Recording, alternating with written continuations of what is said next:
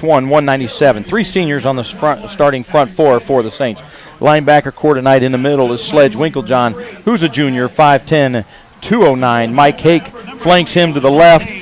Junior, 5'11", 170, and to Sledge's right is number 12, Joe Stegmeyer, another senior, 5'11", 200. The defensive backs for tonight's Saints, Amon Clark, Justin Burns, Mitch Effinger, and Zach Norton. Two seniors and two juniors getting the start for this defensive backfield. Redeemer Radio sports fans, just a reminder before we get into the St. Joe offense that if in fact you want to, you can call your friends from around the world and tell them to tune in live anywhere if they have an internet connection. That's right, we can be heard around the world at www.redeemerradio.com, and you can click on Listen Live, so all the BD fans that are scattered throughout the world, and of course all the St. Joe fans that are scattered around the world, give them a call, send them a text, tell them to check out redeemerradio.com for this semi-state football action, getting ready to start here in about 10 minutes. All right, let's get back to the action up front. The Big Uglies up front for the St. Joe Indians. We have Peter Wiegand, the senior tackle, number 62, checking in, 6'3", 280 pounds. Justin Groves, left tackle, junior, 5'11", 210. Dominic Mathis, the center, 5'11", 205. Michael Godfrey, the 5'11", 215-pound right guard. Michael Keeble, the senior, big boy, 6'4", 230. Outside, we've got Jack Bucky, number 42, senior, 6'2", 215. In the backfield, we've got Devonta Newbill. He is a junior, 5'10", 185 pounds. Courtney Rowell is the tailback, junior, 6'1", 175. On the other side of the field, we've got Mark Madden, a senior wideout, 6'5", 210, and Pat Sandor, number 21. He is a slot receiver, checking in as 6'3", 185 pounds. The St. Joe Indians are led by the junior quarterback, Tony Carmola, number 2. He is a junior, 5'9", 170 pounds. The O-line up front averages 6'1" and 228. The offensive unit is comprised of 6 seniors, 4 juniors, and 1 sophomore. Joe Wharton, what do you have? Let's talk about the offensive line for the starting Bishop Dwenger Saints. Up front, Landon Campbell, Landon Myers, Nick McGuire, Jeremy Herbert, and Sean Maccabee, all seniors. They've been starters all season long. They average 6'1", 256. The receivers getting the start tonight is John Fetterspiel, a senior, number 89. Zach Norton, another senior, number 21. Blake Pachelny will be calling the signals tonight. He's a junior. He stands in at 6'1", 195. Amon Clark, number 13. He's gotten it done all year for the Saints, bringing in 1,600 rushing yards into tonight's game. He's only 5'6", 151, but he plays a lot bigger than that. Ryan Berghoff, number 86. He's a senior receiver, 6'4", 179. And Peter Winklejohn, the Sledge. They'll bring him in to lead the play sometimes. He is 5'11", 178, and that is the Bishop Dwenger Saints starting offense. All righty, so we are preparing in about 5 minutes to hear the national anthem, but we do have a few minutes before that actually begins. Gotcha. So just a reminder, folks, that if you can hear this game, it's thanks to our communication sponsor, Dr. Todd and Mary Briscoe and Briscoe Family Dentistry. Their generous financial support helps make this Redeemer Radio Sports broadcast possible. If you need emergency dental care, call Dr. Briscoe at 260-486-9950. Let's check in down on the field with Mark Watts. Mark, what do you have for us down there? Thank you, Sean. Just wanted to remind the people that this is turf. It's about a 3-year-old turf. It's in great shape. We have the Saints won the toss, kicking away from the scoreboard. So a beautiful night down here. Great night for a ball game. Back to you. All righty, Mark Watts, thank you very much for that report from the sidelines there. And so, Joe Ward, now comes to we've got an opportunity to talk about keys for victory. Well, do you want to recap what he said? Yeah. Saints won the toss, deferred. They're kicking off towards the scoreboard. So the St. Joe Indians offense will be on the field first. That's right. So the Bishop Dwenger Saints will be kicking right to left on your radio dial. And now let's get down to really some strategy questions here, Joe. This is semi-state football. Obviously, you've risen to the top, one step away from Lucas Oil next week, playing during Thanksgiving weekend. What is it going to take for these two squads to overcome each other? Well, I think they both have similar game plans coming into tonight. Number one, stop the run. Yep. I think the Saints want to make Carmola throw the ball. If they do, they're playing right into their hands. The Indians, they want to stop Amon Clark. Just like last week, they stopped the fine running back from Lowell, Isaac James. Similar game plan I would expect tonight for the Indians to stop Amon Clark. After that, it comes down to a couple things. Turnovers, which we all know. It's playoff football. Turnovers are going to be key. Last week, St. Joe got 3 turnovers. 3 turnovers from Lowell, okay, at Lowell. But the big thing for me tonight, red zone efficiency. Yeah. These teams, when they get it to their opponent's 20-yard line, they have to come away with points, Sean. They just have to do it. Missed field goal last week for the Saints. Not going to get it. They have to be more efficient tonight. Well, in the red zone. And conversely for the St. Joe Indians, again, last week, we saw them in the second half go scoreless, 6 drives. The last 2 games, Yeah. St. Joe has gone scoreless in the second half. Right. So a key for them is they got to play 4 quarters offensively. They have to get some points in the second half. I believe that. I don't think it's going to be a high-scoring game. I think it's going to be a defensive slugfest. Yeah. So I'm excited to get this one started. Stick around, folks. We're back in 30 seconds. This is semi-state championship football on Redeemer Radio, 106.3 FM and 95.7 FM, WRDI, Napanee, Michiana. Clear. Shawnee, Yeah. sorry I cut out on you here. Well, tell Nick to stay away from you. Yeah, you were fine when Nick wasn't here. 15. Oh, What about midfield? What if you stay towards midfield? 10 seconds. well, okay. I'll keep. This is a little better. And 5, All right, 4, I'm here. 3, 2, Got 1. We are back to live action here at the campus of St. Joe High School here in South Bend, Father Bly Field, and we are moments away from the national anthem. After we have the national anthem, we're going to send it back to the station for an opening prayer as well. But we are going to count down the time and try and find an open mic down there on the field so we can actually listen in to a beautiful rendition of our national anthem, as it should be happening here within a minute. And again, just a reminder, folks, that if you can't catch us here on 106.3 and 95.7, you can catch us around the world at RedeemerRadio.com. We're going to go ahead and send it down to the sidelines and take a listen to the national anthem.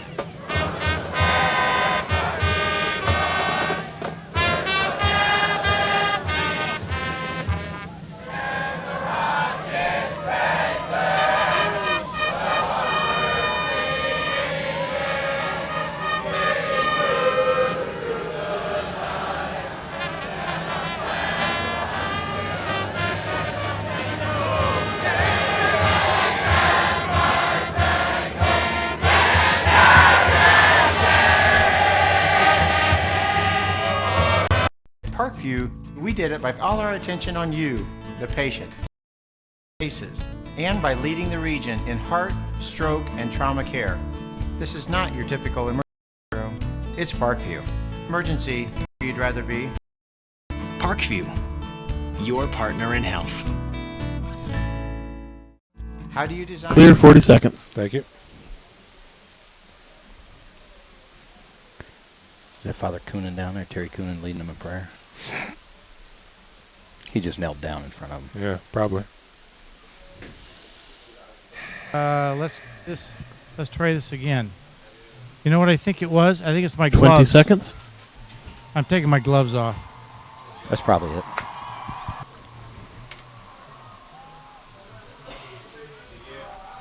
Ten seconds. Ladies and gentlemen, the Bishop Dwenger Saints. 5, 4, 3, 2, 1. Thank you very much, Father, for the opening prayer tonight. Again, ladies and gentlemen, coming to you live from South Bend, St. Joe, Father Bly Field here. It is the Bishop Dwenger Saints coming in tonight to take on the St. Joe Indians. Both teams craving a W tonight, Joe Warden, and we are moments away from the action. This is exciting, and we did the tail of tape. There's one tail of tape we didn't talk about, Sean. Tail of the chaplains. That's right. You got Father Terry Coonan for St. Joe. You got Father Jacob Meyer for St. Joe. Or for the Bishop Dwenger Saints, you put them in a cage match. Who comes out? Oh, I'm taking, Father Jake, no question. He is down to fighting weight right now. Yeah. So let's check in with our Associate Executive Assistant Producer, Mr. Nick Gray. Hey, I want to encourage everybody to stay tuned at halftime because we're going to have both of those priests live at half going head-to-head. So we'll figure this one out then. Let's get it done. I love it. All right, back up to you guys. All right, folks, the Bishop Dwenger Saints are in the huddle near their end zone at this point. The St. Joe Indians are already on their sidelines preparing to come out and do the ceremonial coin toss here. Again, this is a very interesting matchup here, Joe, as these teams are really not familiar with each other. Not really. Over the last 30 years, they've played 3 times, Bishop Dwenger winning all 3. So the Saints have not lost to them. And when you look at tournament success, the regionals, Bishop Dwenger leads the entire state overall with 19 regional victories. You look at semi-state victory, South Bend St. Joe has 4. The Saints have 8. So playoff success, the edge goes to the Saints. All righty, so we are awaiting the Bishop Dwenger Saints to get over to their sidelines. They do that. And while we have the moment, we just want to take a second here to remind you that Redeemer Radio has one travel sponsor, and that's H&L Electric, specializing in the commercial electrical needs for the business community. H&L Electric can handle the smallest to the largest of projects for your business. Call Pete Henry. This is his cell phone right here, okay? Call it right now at 260-357-0123. That's 260-357-0123. Special shout out to Bobby Williams in the Women's Care Center right across the street. They invited us and the whole broadcast crew over for a nice bite to eat before the game. Put on quite a spread. His lovely wife Betsy brought some wonderful dessert. Sean, you probably ate too much. In fact, I'm sure of it. You know I did. You were a glutton. I just want to tell you. Those special thanks to Bobby Williams and the Women's Care Center doing great work right across the street. Tremendous hospitality by Bobby and company out there. Just wonderful. So thank you so much to the great folks over at Women's Care Center. Mark Watts, what do you have for us? I've got nothing. Okay. Well, he was on the air, and now he's not. We're doing the ceremonial coin toss down there right now, and we are waiting for the team captains to come away. And, again, Joe, just reminding our listener that Bishop Dwenger has deferred. Kicking away from the scoreboard. Kicking away from the scoreboard, so they'll be kicking left to right on your radio dial. The Saints obviously wearing their white jerseys. They're on the road tonight in the gold helmets and pants. And, of course, the Indians wearing the light blue tonight with the white helmets and white trim. The Saints have really been road warriors this year, Sean. When you look back at their season and who they've played on the road, let's just recap it. They played on the road. They've played Bishop Luers, Homestead, Fort Wayne Northside, Fort Wayne Snyder, New Haven, and at Plymouth. They have played some real great competition. These young men, they don't care where they're going to play. They just want to play and keep playing. So this is going to be a great game, and we're about to kick this thing off. Here we go. Stegmeyer preparing to kick off from the 40-yard line. We've got one man back deep for the Indians right here, and we need to transition, at least I do, from the pregame to the regular game. So here we go.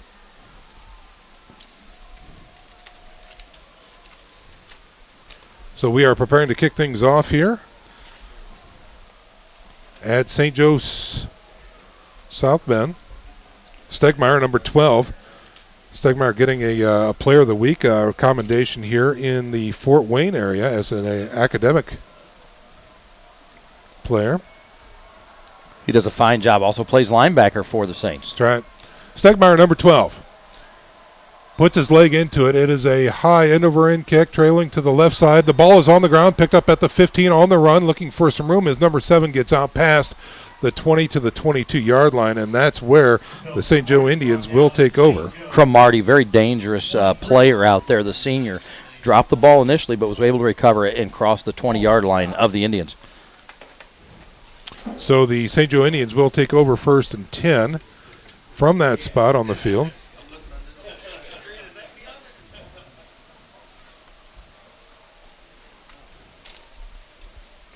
They are led by Tony Carmola, number 2. Looks over the defense. He's going to have a single set back behind him. 2 wideouts to the left side, the short side, and 1 wide right.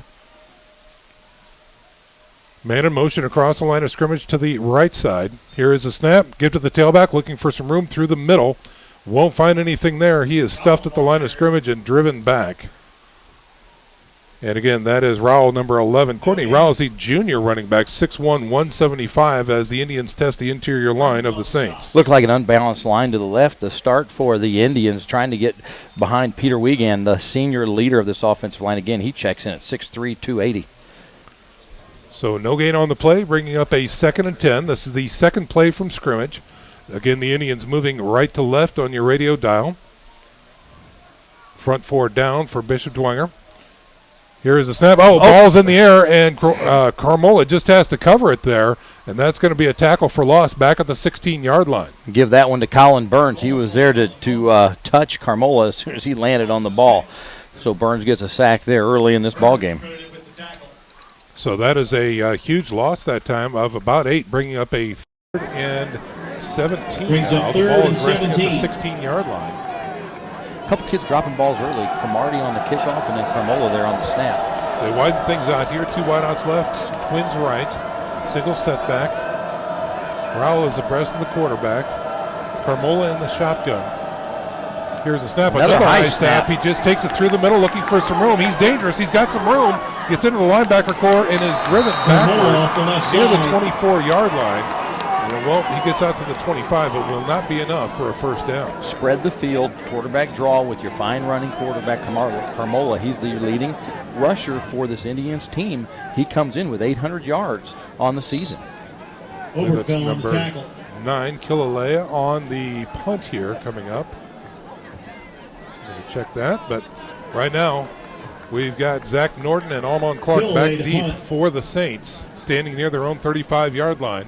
So it's a 3 and out for the Indians to start the game. Great snap, kicks the ball away. Good kick. Nice high kick that time. Fair catch called for by Norton at the 33-yard line, and that's exactly where the fair catch is made by will Norton. take over 1st and 10. Dwenger takes over 1st and 10. Averaging 34 at the yards Saints per 33. punt. He beat 34 there. A nice punt by that young man. Well, folks, you can help support your Catholic parish or school and help yourself in the process with Notre Dame Federal Credit Union's Elevate program. Call Elevate at 844-230-6611 or visit them online at ndelevate.com to learn more. Blake Piccioni, number 15 and company, are now on the field for the Bishop Dwenger Saints. Piccioni, the junior quarterback, 6'1", 195. In the backfield, he will have, I think that's Winklejohn to his left. Trips package left and 1 wide right. Here is the snap. Following the blocker to the left side, quarterback dive. Ball's on the ground, and it looks like the Indians might have it. Let's get the call. They do. First turnover. On the first play from scrimmage, the ball squirts free, and Dwenger turns it over at their own 40-yard line. Blake Piccioni tried to dive forward and get a couple extra yards, and the ball came out. I didn't see. It was on the far side of the field. I couldn't see who fell on. I couldn't see who caused it. Right. But again, the offense now for St. Joe is back on the field with new life in Dwenger territory. 1st and 10 at the 40-yard line. 9:41 to go in the first quarter. Still zeros on the scoreboard. They're going to line up with 2 to the right, 1 wide left, and double wings. Here's a snap. Quick give to the inside, looking for some room through the interior. Rowell off the right Rowell side. will find about 4 yards, taking it down to the 36. Tackle on the play by Austin Burns, the free safety, coming up to make a stop on the Burns run. on the tackle. So we'll call that a gain of 4 that time on first down. Gain of bringing up 4. a 2nd and 6.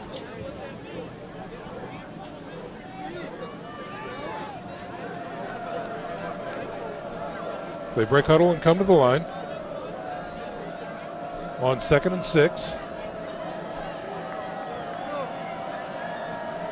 Carmola has the ball, fires to the flats, and it is caught, unbelievably caught near the flats Carmola's to the left pass is side complete. by 21, Pat Sandor. Pat Brought Sandor in did a by nice Sandor. job. Hake on the stop. Oberkfell went Burns for the on the interception, stop. and I thought he knocked it Gain away, of but 10, did not. and that's a St. Joe. Nice First catch there by Sable. down. So they mark it at the 26-yard line of the Saints. So the Indians are knocking on the door early, 1st and 10 at the Saints' 26-yard line. So they come back up to the line, quarterback in the shotgun. The 2 men in the backfield offset to the right, 2 wideouts right, and then 1 man left. Now a man in motion coming to the left side, resetting to the wing. Here's a snap, quarterback keeper through the middle, track down from behind to get down to the 25. Carmola Not with the much more keeper. there, maybe a yard, yard and a half. Frankie Yanko on the stop from his defensive tackle position. When we talk about Carmola, the quarterback, Yanko on the we stop. talked about this in our pregame. He's efficient. He throws the short Gain of ball 1. really, really well. And you saw it right there on that previous play to Sandor. Call that a gain of 1 down to the 25-yard line, bringing up a 2nd and 9. Indians break huddle. Quarterback in the shotgun again. He'll have a wing to the right side, split in left. Now coming across the field to the right. They flood the right side, and number 7's got it looking for a seam. He won't find much and gets hammered. Chappelle Cromartie around the right side. No gain. So not much of a gain there. I've got Colin Burns and Colin Nolan Burns Sipe on the stop. Cromartie that time on the ball carry for the Indians. And we'll call that a very slight gain, bringing up a 3rd and 9. As number 18, Jack Deal, checks in for the Indians. They break huddle and come to the line on 3rd and 9. Critical down at the 25-yard line of the Saints. Wing left, single setback. 2 wideouts to the left. Here's a snap. He rolls to the left, looks to throw. He's got some pressure, guns it down the field, and it is knocked down. Incomplete pass that Carmelo's time. pass is Carmelo's incomplete, intended for good, Sandor. rolling to his left and throwing or rolling to his right. They like to get him out of the pocket. He's only 5'9". You saw it right there. Strong arm rolling to his left. Last week against Lowell, 9 of his 13 completions were on 3rd down. 4th and 9. He can zip the ball on 3rd down. That he can. Pat Sandor not able to grab a hold of that one. Great coverage by the DB for Bishop Dwenger that time. And it looks like they've got some decision-making to do here for the Indians. It's 4th and 9. The ball is resting at the 25-yard line. And it looks like the offense is staying on the field. Big 4th down here. He'll have split backs abreast. 2 wideouts left. Quarterback in the shotgun. Now a man in motion coming to the right side. Quarterback. Sweet pass. Halfback pass. Going for it on the left side. He's got coverage, and it's going to be picked off. Easy pickings for Burns. He's running down the sidelines at 25 to 30. He's got a block. Trying to get some more downfield. Past the 40 and taken out of bounds is Burns, number 48. We talked about that with the coaches this week. They were going to be ready for any razzle-dazzle plays. Last week we knew Plymouth had them in their bag of tricks, and the Saints were well coached and well prepared and were ready, and you saw it right there. Everybody stayed home. Assignment football played by the Saints, and the first turnover by the Saints, and the Indians give it right back to them. So 2 turnovers so far, defining the first quarter in this contest. 7:07 to go with zeros on the scoreboard. Dwenger with the ball back near midfield, 1st and 10 at their own 46-yard line. Piccioni in the shotgun with a single setback. Trips to the left, 1 wide right on the short side. Here's the snap. He looks to throw, looking left, guns it down low. It looks like that one's going to skip off the turf. Not a good pass by Piccioni that time. Not a good pass. He had plenty of time, but threw it low. Intended receiver was Norton Cromartie in coverage for the Indians. Mark Watts, what do you have? Well, right now, Piccioni looks a little flustered, gentlemen. He fumbled the ball, and he really wasn't hit. And that one, he short-armed that one. So he looks a little nervous on the play tonight. by Hewen. Brings up 2nd and 10 for the Saints as they break huddle. Twins to the right side. 2 left with a wing to the right as well. Alone in the backfield. Now a man in motion to the right side is Clark. They give it to him, looking for some room through the middle. He has some room, and he is hit by his own player near the first Clark down up marker. the middle. Dominic Mathis on the stop for the Indians. Nice hole right up the middle for Amon Clark. And John Fetterspiel. And John Fetterspiel. Fetterspiel with a little assist on that. Yeah, but Clark was enough to move the chains into St. Joe territory. They wind the clock with a 1st and 10, under 7 minutes to go, zeros on the scoreboard. The Saints with a fresh set of downs as the ball is now resting at the 43-yard line. Twins right, twins left, and a single setback for the Saints. Operating off of the right hash mark. Piccioni in the shotgun. Long count, he's looking to throw. Quickly, draw play through the middle. He's got a block at the 40, gets wrangled by a linebacker down near the 38-yard line. Who else but Bucky with the stop. Bucky really is the mainstay, the staple of this defense. He's right in the middle, and he just gets it done play in and play out. He comes in with 113 tackles on the season, Sean, and that's a heck of a lot of tackles. Indeed it is. We'll call that a gain of 5 on the quarterback draw by Piccioni. They get it inside the 40, down to the 38-yard line. Clock continuing to tick down, under 6 minutes to go here in the first quarter. Saints break huddle. Let's see, we're going to have a wing to the right side. Single setback is Clark. 1 wide out left and right. Here is the snap. Give to Amon Clark through the middle. Finds his footing. Gets back to the line of scrimmage. A flag comes out. Clark on the delay up the middle. I don't know that he's going to get much on that one. The defensive front slanted. One of the defensive tackles got in, disrupted the play. One of the offensive linemen for the Saints tried to knock it down, and he got called for holding. That's a good call here tonight. So first penalty against the Bishop Dwenger Saints comes at 5:43 to go here in the first quarter, and they're going to move back 10. And this is probably going to be from the spot of the foul, which was in the backfield. Right. So it looks like they're going to start at the 42 and go back to the 48 of Bishop Dwenger. So that's a big one. Sloppy start really for both these teams. That's a spot foul. Right. A couple drop balls by the Indians, an interception thrown, a fumble by the Saints, penalty by the Saints. Brings up second not much and flow 19. Here offensively, but we knew this was probably going to be a defensive slugfest. Defensive struggle, that's exactly right. Second and 19 now for the Saints after the penalty. Ball back in their own territory at the 48-yard line. Piccioni empties the backfield right now. Two wings, two wideouts to the left and one wide right. Now man in motion. Here's a low snap. Here's the throw across the middle. A little behind and incomplete and low that time. Pass is Piccioni could not find intended for Norton. And that's going to burn it down. Twice Norton has been open, Sean, and Piccioni's just unable to hit him. He's throwing it right into the ground. Number one, Zach Creedy, the senior, was in coverage for St. Joe. So that is going to bring up a third and 19. Brings up third and 19. For the Saints. Trips to the left, one wide right. Almon Clark in the backfield with Piccioni. Hard count, here's the snap. The throw now, draw play, back through the middle to Almon Clark. He's at the 50, the 45, looking for some room. Great tackle over the field that time by number 7, Cromartie, for the Indians. Chappelle Cromartie. That's a little delayed draw the Saints put in. We saw it first time unveiled last week. Gain of 9, nice, brings up pick up for Amon, 9 yards, but when you need 19, that's probably the right play call, as St. Joe was in a 3-deep zone defensively. They weren't going to let anything get behind them. Punting team in for the Saints. So the Saints forced to punt this one away. Nepper to punt. Nepper is on. He's going to launch this one from about his own 45. Cromartie is back deep for the Indians, standing at about his 9-yard line. Great snap that time. Here is the kick, angling towards the out-of-bounds marker. Takes a Dwenger Saint back. Hit it. Oh, it's touched! And do they have it? I think the Saints might have it inside the 5. What is the call? It is Saints ball inside the 5-yard line. The ball bounced and hit one of the blockers for St. Joe. It's picked up by the Saints. Second turnover now by the Indians. Wow, good fortune smiling on the gold helmets right now. All the way down and the Indians with a costly mistake, giving the ball back to the Saints inside their own 5-yard line here. Well, here we are in the red zone. We said this was going to be a key. Who had the best red zone efficiency tonight? The first shot in the red zone goes to the Bishop Dwenger Saints. Following that, it wasn't that young man's fault. He's trying to block, and it just the ball hit the ground and ricocheted right at him. So, opportunity here for the Saints to see what they can do.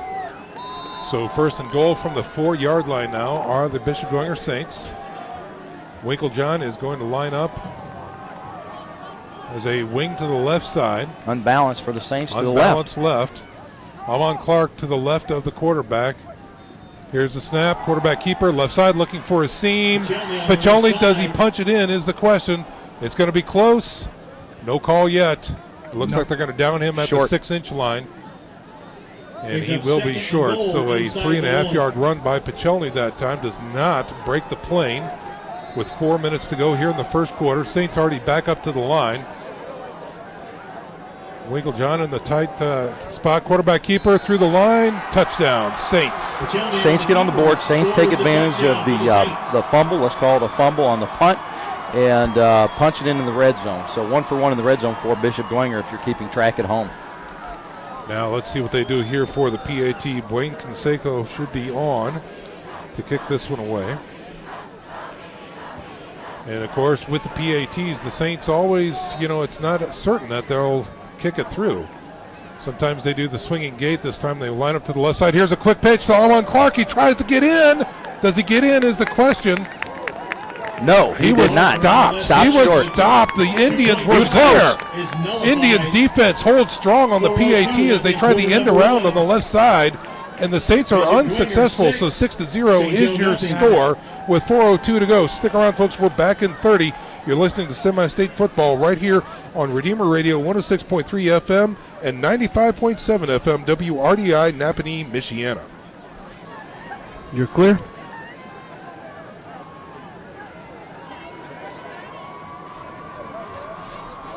Robert, are we even really worried about spots at this point because of the pregame? We started.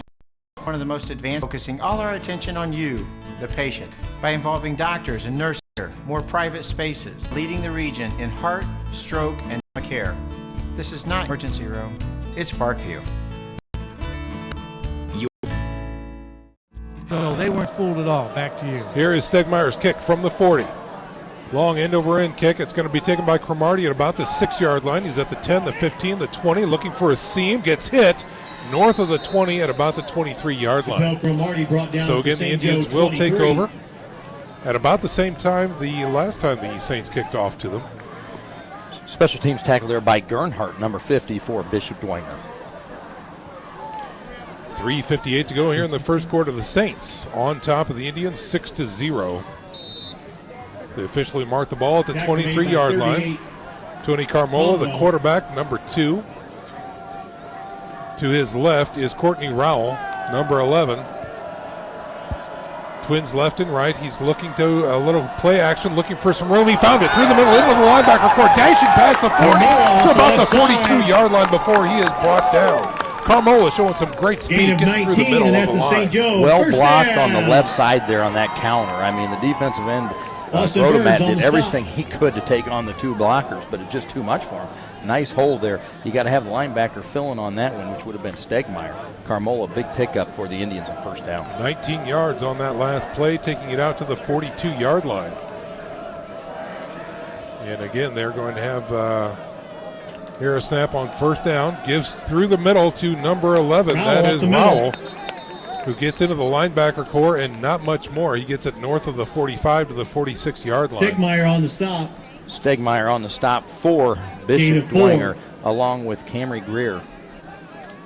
So we'll call that a gain of 4, bringing up a 2nd and 6 for the Indians.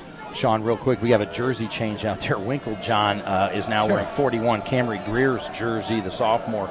Winklejohn is now 41.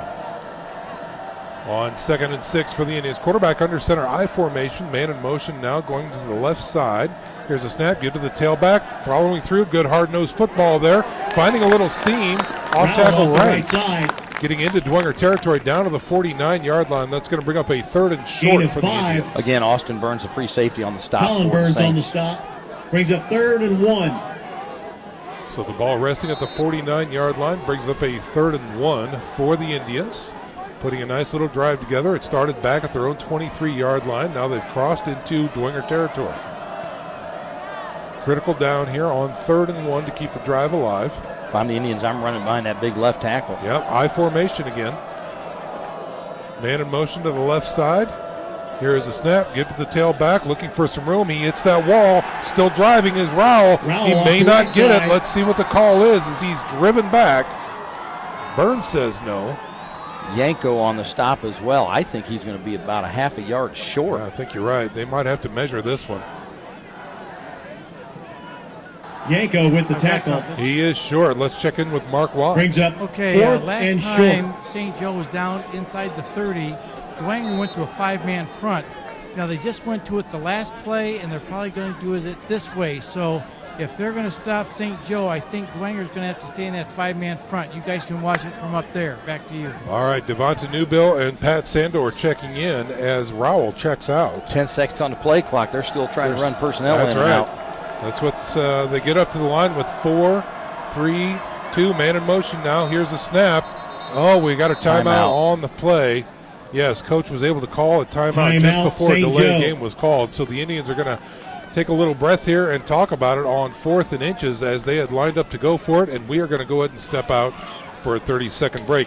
You're listening to Semi-State Championship Football on Redeemer Radio 106.3 FM and Redeemer Radio 95.7 FM. You're clear. You know, those other legal IDs are sometimes just too long, Robert. Yeah. I don't have it in me. All right. How do you focusing all our attention on you, the design process, by creating quieter, more private spaces, and by leading the region in heart, stroke, and trauma care. This is not your typical emergency room, it's Parkview. In an emergency, whether it be Parkview. Now the punt team is on. And the Saints have their defense So on the field. that's They're right. not buying it. No, The they're Saints not are buying going to it play it safe. at all. Here is the snap, and yeah, the kick is away. They end up punting the ball away. Trickles down, takes a nice Indians bounce, and will be touched up at about maybe the 22-yard line. So once again, the Saints defense holds and gives the ball back to the offense. The Indians With down the 1:11 football to go here at in the the first Dwenger quarter, 22. still 6-0 on the scoreboard. That is your official Fred Tone score update. Sean, field in a defensive battle, field position is so important. I think that's the right call by St. Joe to try to pin the Saints Darn deep right. Yep. and make them go 80, or in this case, 77 yards. That's right. So here comes Blake Piccioni from the sidelines with the play. Again, 1:11 to go here in the first quarter. Saints on top, 6-0. They break huddle. Ball now resting at the 23-yard line, their own, and they're moving left to right on your radio dial. Going to have twins to the right side, one wide left. Wing right and a single setback. Piccioni from the shotgun. Here's the snap. Pitch, or end around, right side, as Amon Clark is tackled from behind. Clark around the But he right gets some end. positive yards out to about the 27-yard line. So we'll call that maybe a gain of 4. Justin bringing Groves up a on the second stop. and 6 Gain of 4. Groves on the stop, Sean. for the Saints. So we are under a minute to go here in the first quarter. All right, so Ryan Berghoff wide out left. We've got a slot left and a trip out to the left side. Single setback. Piccioni in the shotgun. And here's a middle screen, and it's going to be errant that time. He was looking for Fiacable, who was Piccioni's crossing pass from is his trip incomplete. package over the middle, and he overthrew him, and that's going to be an incomplete pass. Sean, to me, it looked like it was set up. Piccioni has been off tonight. Yep. He's either thrown it straight Brings into up the 3rd ground, and or 6. that case overthrew Fiacable. And when you overthrow in the middle of the field on that middle screen, So dangerous. it's dangerous. Yep, you're right. He just needs to relax. Piccioni just needs to relax and just deliver the ball. 31 seconds to go here in the first quarter. The incompletion brings down a 3rd and 6 on the Saints. Again, the ball resting at their own 27-yard line. Double wings, 2 wideouts to the left, 1 wide right. Piccioni now with a man in motion. That's Amon Clark. They give it to him. No, quarterback keeper, right side. He's got a blocker. He's at the 30, the 35, the 40, the 45, the 50, the 45, the 40, the 30 before he is run out of bounds. Blake Piccioni scorches the Indians' Piccioni, defense the on a ball quarterback keeper right side. This is what happened when the defense keys on Amon Clark. Yep. They thought for sure 3rd and 6, he's going to give it to Amon Clark. Piccioni keeps it and goes around the end. Nice Saints will have decision the by ball 1st and 10 Piccioni. at the St. Joe And 30. now the Indians are up against it here as the Saints are deep in their own Indian territory. First and down at the first and 10 rather at the 30-yard line of the Indians are the Saints with just a few more seconds here in the first quarter. 6-0. They're already on top and 10 yards away from the red zone. Looks like a heavy left package here for the Saints. Winklejohn to the left wing. Here's a snap. Good to Amon Clark through the middle. He finds a seam, gets inside the Clark, 25, the ball carrier. down to the 24-yard line. We'll call that a gain of 6 for Amon Clark. Big hole right up the middle for Amon From Clark, Marty on the tackled by stop, Bucky gain up of the 6. middle. 6-yard gain for Amon. You know, look at the form on Bucky. I mean, I tell you, this kid can play. He's a great form tackler.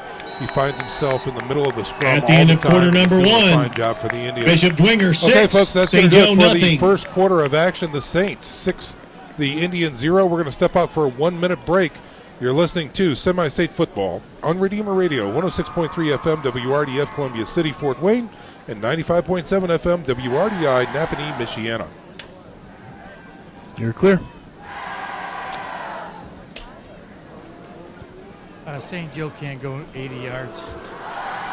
You've already determined this. Yes, especially if they stay in their 50, Yeah, good point. because that's what stopped them down here, and then they stopped them down there when they went in the 50. They're bringing somebody in, Joe. Okay, that was my next question. Yeah, how are they getting to the 50? They're bringing a big lineman in, taking a defensive back out. So you'll see it. Okay. He's a pretty big kid. I'll try to get a number, but Is it that's what's 94? It looks like 94. I don't know. I'm just. No, for the Saints. Oh, the Saints. I'm sorry. Oh no, yeah, the Saints have been going to a 50. Right. 20 seconds. And Piccioni just needs Joe St. Piccioni. On behalf of the Indianapolis Colts, good luck to all teams in their quest for an IHSAA state championship. The 10 Indianapolis seconds. Colts are proud to be the presenting sponsor of the IHSAA football state tournament. 5, 4, 3, 2, 1. Welcome back to Semi-State Championship football here on Redeemer Radio, folks. It is the start of the second quarter where the Bishop Dwenger Saints are on top, 6-0 over the Indians. They're facing a 2nd and 4 from the Indians' 24-yard line. Piccioni in the shotgun with a single setback. Here's a snap, play action. He looks left, fires over the middle, and it is caught. Dropped. It was right in the breadbasket of the receiver, and he was not able to make the catch. Wide open, Fetterfield over the middle. Play action pass. Piccioni, we were just talking about during break. Piccioni needs a completion. He needs to relax, and there's no better way to relax than throw a completion. Fetterfield had a chance to give him one right there and just dropped it. Passes was intended for exactly Fetterfield. Right. So that is going to be a 3rd and 4 now for the Saints from the Indians' 24-yard line. The play is in. They break huddle and come to the line. 2 wideouts to the left. Zach Norton slot left. Wing left is Winklejohn. 1 wide to the right. Piccioni in the shotgun. Now a man in motion is Amon Clark. They give it to him. No, quarterback keeper right side. He finds a seam. Piccioni has a 1st down and more. Gets down to the 10 before he is hammered on the far side of the field, and he is going to bring up a 1st and 10 near the 7-yard line. One thing we saw right there is Piccioni hanging on to the ball. It will be 1st and goal from the 7 for the Saints. Remember, he fumbled early in this game. That tackle by Zach Creedy. Yeah, Creedy with a great open field tackle over there on the far side of the field. Really took Piccioni's legs right out from underneath him and probably prevented a touchdown there, Joe. I think so. All right, so here we are for Bishop Dwenger Saints. 1st and goal from the 7-yard line. Threatening again inside the red zone now are the Saints. Empty backfield for Piccioni, and now Zach Norton in motion to the right side. They fake it to him. Looking left, firing deep, overthrown that time. And incomplete. Piccioni's pass is incomplete, intended for Berghoff, and no good. Well, you're looking at your 6'4" receiver there against the not so 6'4" junior. That is Zach Creedy, 5'7". So you looked at the 6'4" to 5'7" matchup, which is the right thing to do. But again, not a perfect throw. Yeah. Unfortunately, it looks like Creedy is actually down right now in the end zone, and the trainer. Pass broken up by Creedy. Let's check in with Mark Watts while we have a He's little time the injured out on Indian. the field. Well, just observing down here, Piccioni is throwing the ball awfully hard. He just looks a little bit off, and I think I'd like to see him just throw a 5-yard out so he can just complete something. I don't think he has a completion yet, does he, gentlemen? He does not. He does not. And I know what's his name? I forget. I'm bad on names tonight. I'm excited. Well, that's not just tonight, Mark. No, Mark. No, we're used to it. Go ahead. We'll cover it for you. Thank you. He dropped it, and it was right there. But Piccioni, he just has to take a little bit off of it. Just relax. He still looks a little uptight when he's throwing. Now, when he's running, you were right. He was having both hands on the ball, and he's protecting that from now on. But he just needs to complete a pass and feel sorry for him. Back to you. No, that's a great call, and it looks like Creedy is up and walking back to this side of the field. A little shaken up, and now he's going to start to trot. He's going to be just fine. So we'll look for him to come back in when he's able to. He is a big playmaker here for the Indians. Zach Creedy, number 1, the senior, 5'7", 160 pounds. But now back to live action as the Saints after the 2nd and goal from the 7. 2nd and goal from the 7. Wide out left, split backs, wide out right. Piccioni in the shotgun. Here's a snap. Blitz. Give to Amon Clark through the middle, gets inside the 5. Big Clark push up the by middle. the Gold Rush that time. Still on his feet, and finally taken down near the 1-yard line. The Indians choose to come on a blitz. It looked like that time on the tackle for the Indians was Justin Groves. Wiegand on the tackle. Brings up 3rd and goal from the 2. 3rd and goal now as they mark the ball at the 2-yard line for the Saints. Here's a quick pitch, right side. Winklejohn has it at the line, touchdown.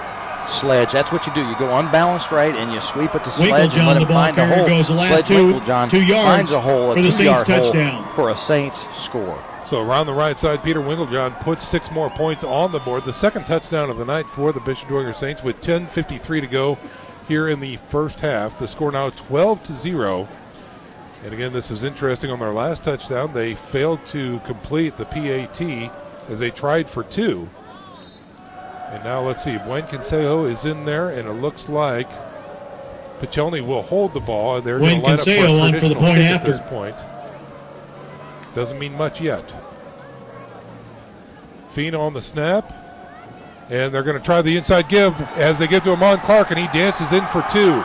So a little shovel pass by Piccioni to Alon Clark. Shovel pass to Clark is The complete. score now 14-0. Takes it in for the 2-point play. 10:53 to go here in the first half. Stick around, folks. We're back in 30 seconds. It is the Saints 14, the Indians 0, and you're listening to Semi-State Football on Redeemer Radio 106.3 FM and 95.7 FM WRDI Napanee, Michiana. You're clear. That was there all the way. Yeah, it was. That's just good scouting because once they went to kick it, St. Joe just went all inside. So, wow. Great call. It's going to be tough for St. Joe. 10. Yeah. Joe, I think, yeah. Stegmeyer to kick off. And 5, If Dwenger 4, plays all 3, right, they win. 2, 1.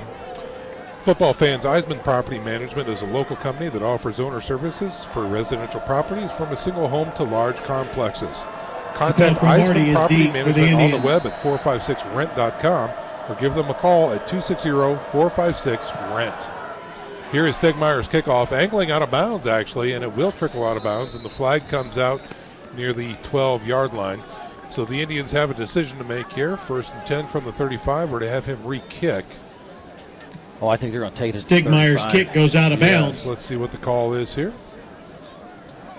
Again, 14-0 is your score. The Saints on top of the Indians with St. Joe will take over 1st and 10 at their own 35. On the sidelines with Mark Watts. I think this is a key drive for St. Joe right now. They were at the 25-yard line of Dwenger, couldn't get in. The score's getting a little bit away from them. They've got to get something going here. They need some points right now. Back to you. All right. The Indians are averaging 22 points a game in the playoffs, Sean. They break huddle with a, single setback is Rowell next to the quarterback Carmola. Man in motion across the line of scrimmage now, and it is going to be a jet sweep. No, quarterback keeper here. As they fake the jet sweep, and Carmola tries his way through the left interior, and he will gain about 3.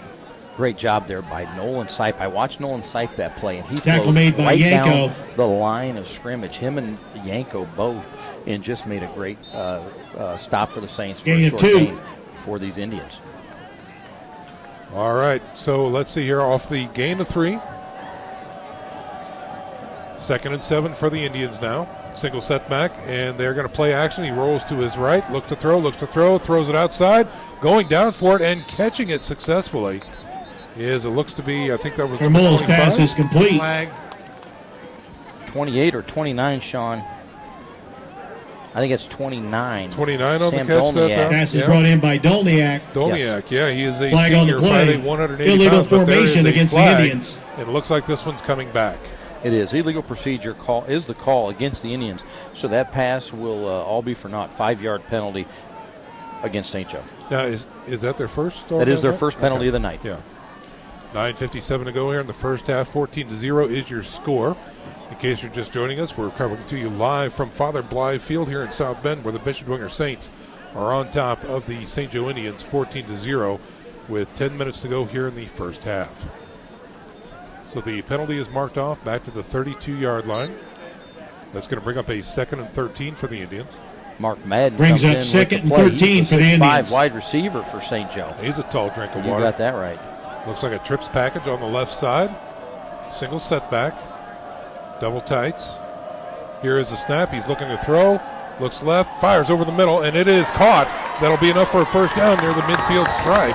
Carmola's pass is complete to Madden over the middle. Number 8, the 6'5 receiver that time went up and got it. And that is a St. Joe first down. And that's what Carmola does, Sean. He is so efficient on these short passes. Strong arm. Austin and Burns delivers on the strikes on the short passes.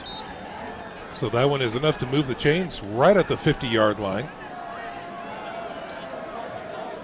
1st and 10 now for the Indians. Moving left to right on your radio dial. Carmola in the shotgun with a single setback. A give to him. That's Rowell looking for his way through the middle. Nice push that time by the Big Uglies up front. Rowell up the middle. And they're going to call him with forward progress down to about the 48-yard line. Winkle, John, and Grotemat in on the stop for Bishop Dwenger. So gain of 2 brings up a 2nd and 8. Again, we've got Nick Gray down on the sidelines tonight, scouting scores, keeping up on Twitter. You can always go to our Twitter page. We are at 1063 Sports. I believe we are at 957 Sports as well up here in the South Bend, Michiana area. Here's a snap on 2nd and 8. He's rolling to the right. He's got pressure, throws to the sidelines, just throws it out of bounds as Carmola was running for his life that time. Great pressure that time by the Saints defense. Brings up 3rd and 8. Colin Burns brings the heat, little outside stunt there by the Saints, and Burns brought enough heat to Carmola that he thought best just to get rid of it. Good decision by the junior quarterback. Well, that incompletion is going to bring up a 3rd and 8 from the 48-yard line of Bishop Dwenger. If you're wondering, Carmola passing this year completes 52% of his passes. He throws about 14 passes per game. Trips to the left, single setback. Carmola in the shotgun on 3rd and 8 from the Dwenger 48-yard line. Looks left, looks deep through the middle, looks to get him. He's got his man at the 25-yard line and dropped at the 21. That is Madden again, I believe, number 8 on the catch. It is Madden. He seems to be the go-to guy. Madden, he's 6'5", and he comes in as the second leading receiver for this Indians team. He came in with 21 receptions, only 21 receptions on the year, but he leads this team in touchdown receptions with 3. It's about a 27-yard gain that time by the Indians. Puts him just outside the red zone at the Dwenger 21-yard line with 8:22 to go here in the first half. 1st and 10 for the Indians. Under center with an I formation is Carmola. Gives to the first man through, and he finds nothing but Sipe and company right there. Exactly. Sipe, Grodemat, and Yanko all up the middle. Nothing going there. No gain for the Indians. Sipe on the stop. That'll bring up a 2nd and 10 from the 21-yard line for the Indians. Again, they're knocking at the red zone door, moving left to right on your radio dial. Indians wearing the light blue with the white numerals and white pants. The Bishop Dwenger Saints in their gold pants and helmets and white jerseys with the navy numbers. On 2nd and 10, Carmola alone in the backfield, man in motion left to right, resetting at the wing position. Now another man in motion. Here's a quick jet sweep right side, looking for some room is Madden. And I don't know that he's going to have much. Check that, sorry, that was Rowell, number 11. Gets it down to about the 16-yard line. Right, bringing up a big 3rd down here. We'll call that a gain of 5, bringing up a 3rd and 5 from the 16. So the Indians have broken into the red zone down in between the 16 and 15-yard line, Joe. This is something we wanted to keep an eye on tonight. Yes. Who's going to get in the red zone and come away with points? The Saints have done it twice now, and let's see if the Indians can do it. This is their first trip into the red zone, 3rd and 5. You got to believe it's 2-down territory. This is semi-state playoff football action. You don't kick field goals here. You make every possession count. Let's see what happens here as, again, a trips package to the left side led by Madden. Carmola looks left. He's got some time, guns it, and it is caught and separated. And they say incomplete pass there. Wow. As Cromartie had the ball, he was hit, and the ball popped out. They call it an incomplete pass rather than a fumble. They had a better look at it than we did. Right. Yeah, what'd you see down there, Mark? I was right there. It was a bang-bang play. I think it was correct. Yeah. He caught it, but he didn't make a football move. Yep. One thing I want to say, St. Joe has come to play this series. They've picked it up. It's much faster speed by the Indians right now. Back to you. Good to know. Timeout, St. Joe. All right, so the St. Joe Indians have to talk about it on 4th and 5. They are going to burn their second timeout of this half with 6 minutes and 30 seconds. Somebody needs to stop that clock, and we'll get things still running. Yeah, clock is still running, and we've got a timeout on the field. And so we're going to go ahead and step out for a timeout as well. There, they got the clock stopped. All right, so when we come back, we'll give you an update on the clock. But the score, 14-0, Bishop Dwenger on top of the Indians. The Indians threatening right now on 4th and 5 from the 16-yard line. We're talking halfway through this. I think we're just going to go ahead and leave it right here, Joe, as we get ready for this play as the timeout is nearly over. I hope that Nick Gray has some updates for us, especially, right on the other side of town over in Mishawaka. Right. I'm ready. The Marion Knights are playing. Nick Gray, do you have anything for us? Well, back to Fort Wayne, guys. We've got Snyder beating Kokomo right now, 14-6. East Central's beating Roncalli 7-0, and Mishawaka Marion is up on West Lafayette 3-0. So back to live action with you guys. 4th and 5 from the 16-yard line. The Indians with a tight formation, play action. He's rolling to his left, looking to throw, has some pressure. He is hit. No, it's going to be close. I think he's got it. Stegmeyer hit him right when he caught the ball, coming out of the backfield. And let's see. Really close. It is going to be close as Devonta Newbill, number 3, caught the ball. Newbill on the reception. It's that close. They're going to have to They're measure going to have this. to measure. Oh, the ball is resting inside the paint of the 10, the 0 on the 10-yard line there. I'm right here, and I can't tell. Mark is on the mark and cannot tell. So the chains are coming out. It's within 2 or 3 inches. Mark is saying 2 or 3 links of the chain. They stretch it out. They put it down, and it looks to be good. First down. First down, Indians. So they survived that one. That is And a fresh set of downs just outside the 10-yard lines for the St. Joe Indians. Keeps the drive alive. How good is Carmola on these short routes? Clutch. I mean, he really Absolutely. is. He's been on the mark, and you look at Pachelny, who hasn't completed a pass tonight, and Right. hasn't been close. Yeah. And you look here, this kid is just slinging it all over the field. Just outside the 10-yard line. They're in their 50. The sticks are still on the field, so the Indians can get a first down without scoring a touchdown here. 5-man front for the Saints now. Carmola in the shotgun.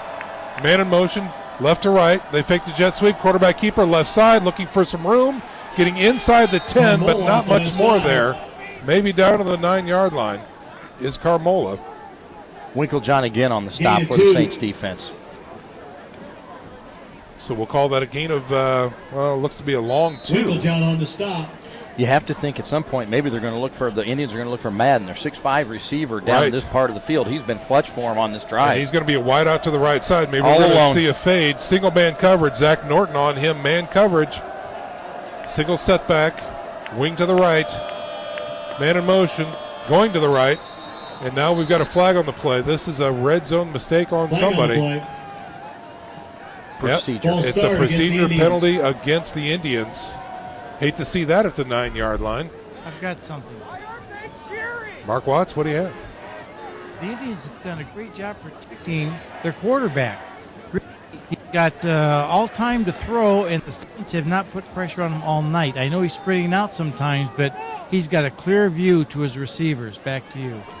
So the penalty brings up a 2nd and 13 now for the Indians. The ball now resting at the 14-yard line. Trips back it to the right side. He looks to throw. He's got time. Wings it to the right side. Going up and getting it. Touchdown. Again, it's Mark Madden, number 8 for the Indians, and they're on the board with 5:29 to go here in the first half. Yeah, I tell you what, that Madden especially, Carmola's in a rhythm. Yes. He is just throwing it all around, and the Saints defensive backs have better get with the program, or this could be a passing attack.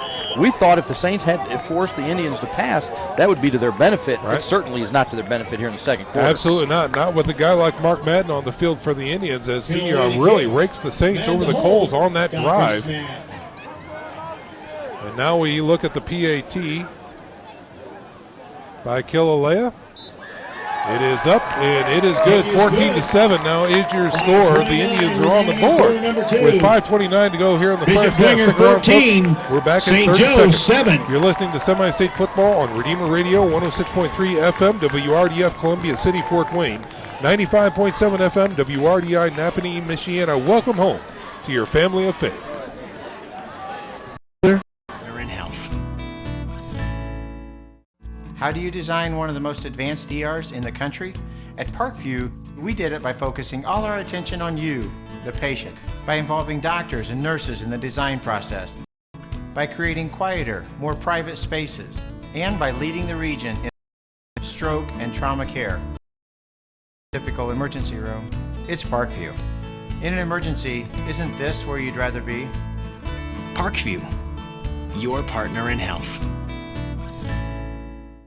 How do you design one of the most Where the Indians are now back on the board. 14-7 is your score. The Saints are on top, and the Indians are getting ready to kick this one away. Now again, Joe, Norton and Clark talking to our are fans deep for the beforehand, they're Saints. kicking left to right. Rarely ever do they kick it deep. It could be a pooch, it could be a squib, it could be anything but a deep pass or a deep kick here. And here is a high end over end kick, goes about 15 yards, and it looks like it's taken by number 26 for the Saints, still on his feet, gets out to the 45-yard line. That.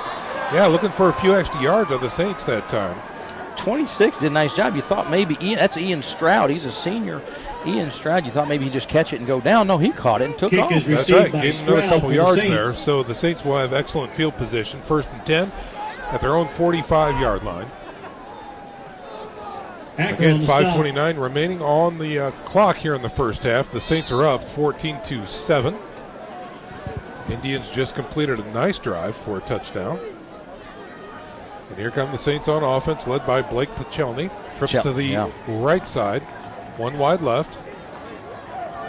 And a single setback. Amon Clark flaring to the right side. Now a little draw play back through the middle. Looking for some room is Clark going back to the right side, spinning out of one tackle. Clark on the delay. He's going to have the first down and more inside the Indian territory to about Gain the of 43-yard 11. line. That's the Saints' Really, first the down. Saints caught the Indians in a predicament. The Indians chose to only rush 3, and they dropped 8. So once they gave the ball deep to Amon on that draw, there was really nobody at the line of scrimmage to he made it all the way to second level before anybody put a hand on it. That's right. Norton checking in for the Saints. He's going to be slot left, along with Fetterspiel wide left. I formation. Pachelny under center now. Play action, looking, throwing out to the flats.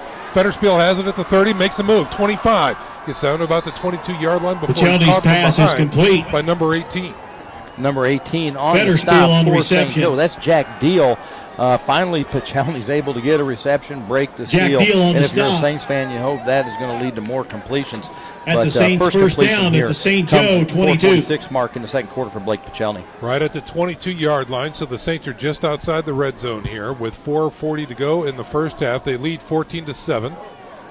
Single setback as Amon Clark. He's offset to the right. Pachelny in the shotgun. Wide out left and right. Wing to the right.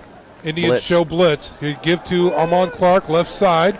He'll get to the 20, still on his feet. He rolled out of a tackle down inside the 10. He's at the 5. They got him by the shoestrings. He gets in, he dives. Clark off the left side That's goes the play of the 22 year right yards. there. Unbelievable. That Bishop was Dwenger all touchdown. effort by Amon Clark. He did what you see in the NFL. He spun on top of somebody and rolled off of him, never touched the ground, and then took off running again and then broke another tackle at the 5.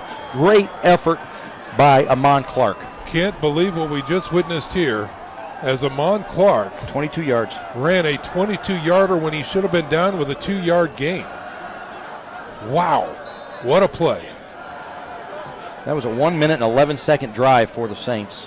Folks, if you want to watch that, check out Summit City Sports tomorrow for a replay of this game. Wayne Consejo on for the extra point. We'll have this game in its entirety online tomorrow. Here's Wayne Consejo for the kick. It is up and it is good. Kick is so good. With 4:18 to go. 4:18 remaining in the first half. Have come right back. Bishop Dwenger after that 21, Indian St. Joe touchdown 7. and scored another 7 points. 21-7 is your score as we step out for a 30-second break. You're listening to Semi-State Football on Redeemer Radio, 106.3 FM and 95.7 FM WRDI Napanee, Michiana. At Parkview, we did it by focusing all our attention on you, the patient, by involving doctors and nurses in the design process, and by leading the region in heart, stroke, and trauma care.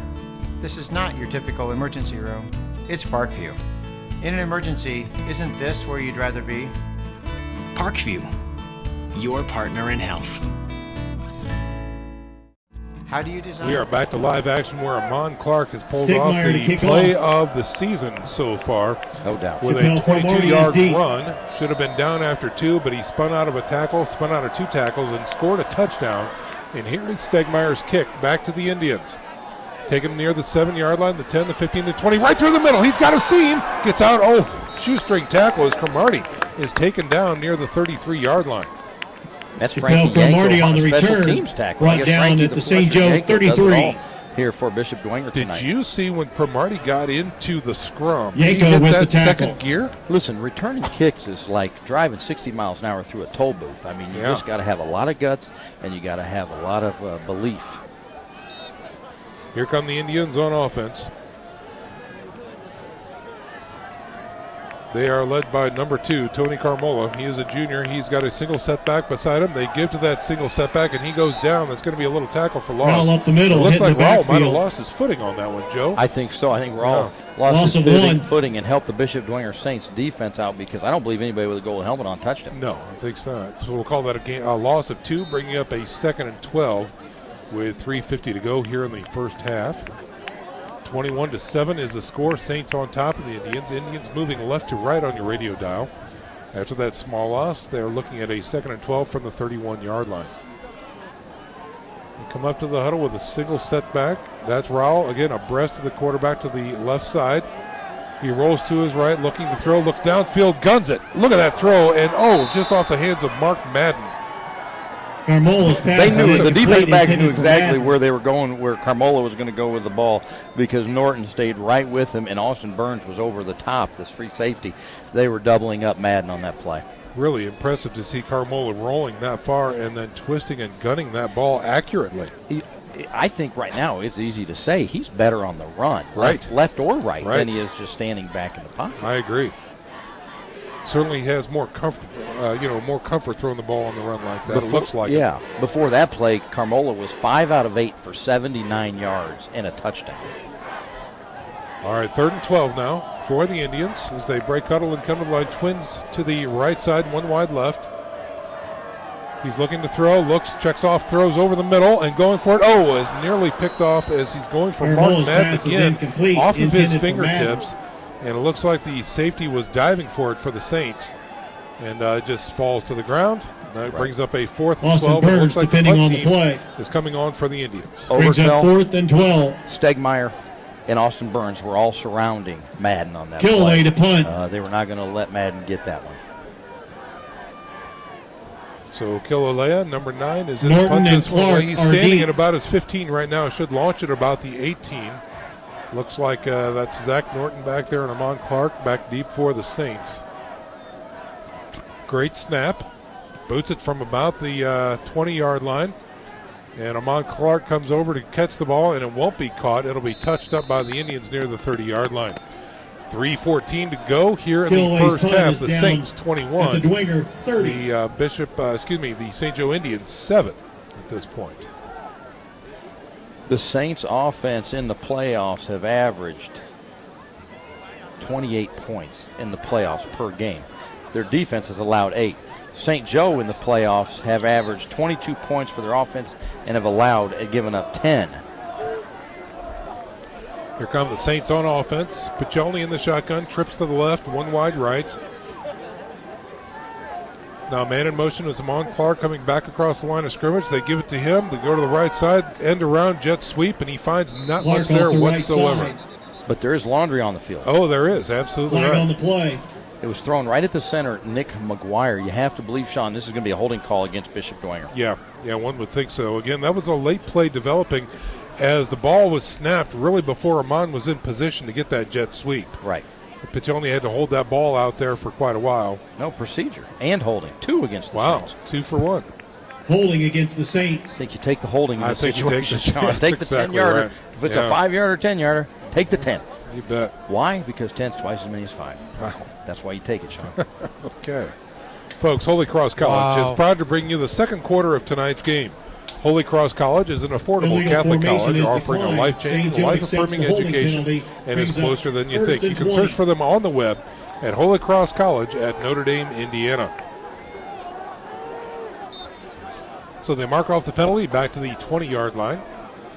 Saints will be facing a 1st and 20 now as they run the clock. Under 3 minutes to go here in the first half now. Berghoff's going to be wide to the left side. Amon Clark flows left. They give it to Clark back through the middle, puts his head into it, Clark up the and middle. he gets north of the 20 to about the 23-yard line.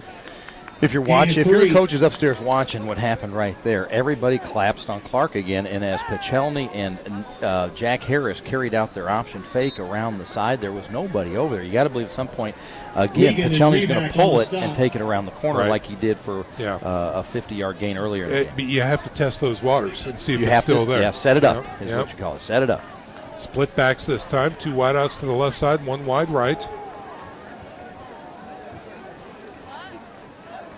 Here's a snap.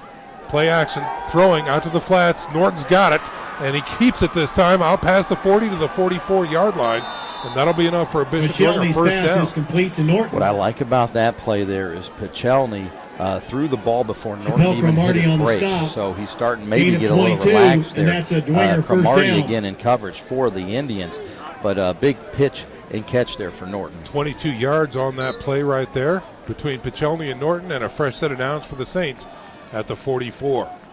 Blitz. Here's a snap. Pichelny, quarterback keeper, through the middle, has a block, gets to the 50, looking for some room, gets down to about the 45-yard line on the keeper of the Indians, and that should be enough for an 11-yard gain and another first down. The Saints again caught the Indians. Bucky there came on a blitz Jack from the Deal middle on the linebacker stop. position. Gain and of once 11. Pichelny got through the main That's a Saints line, first down. there was no middle linebacker there to stop him. So Norton checks out for the Saints. Kei made the stop for St. Joe.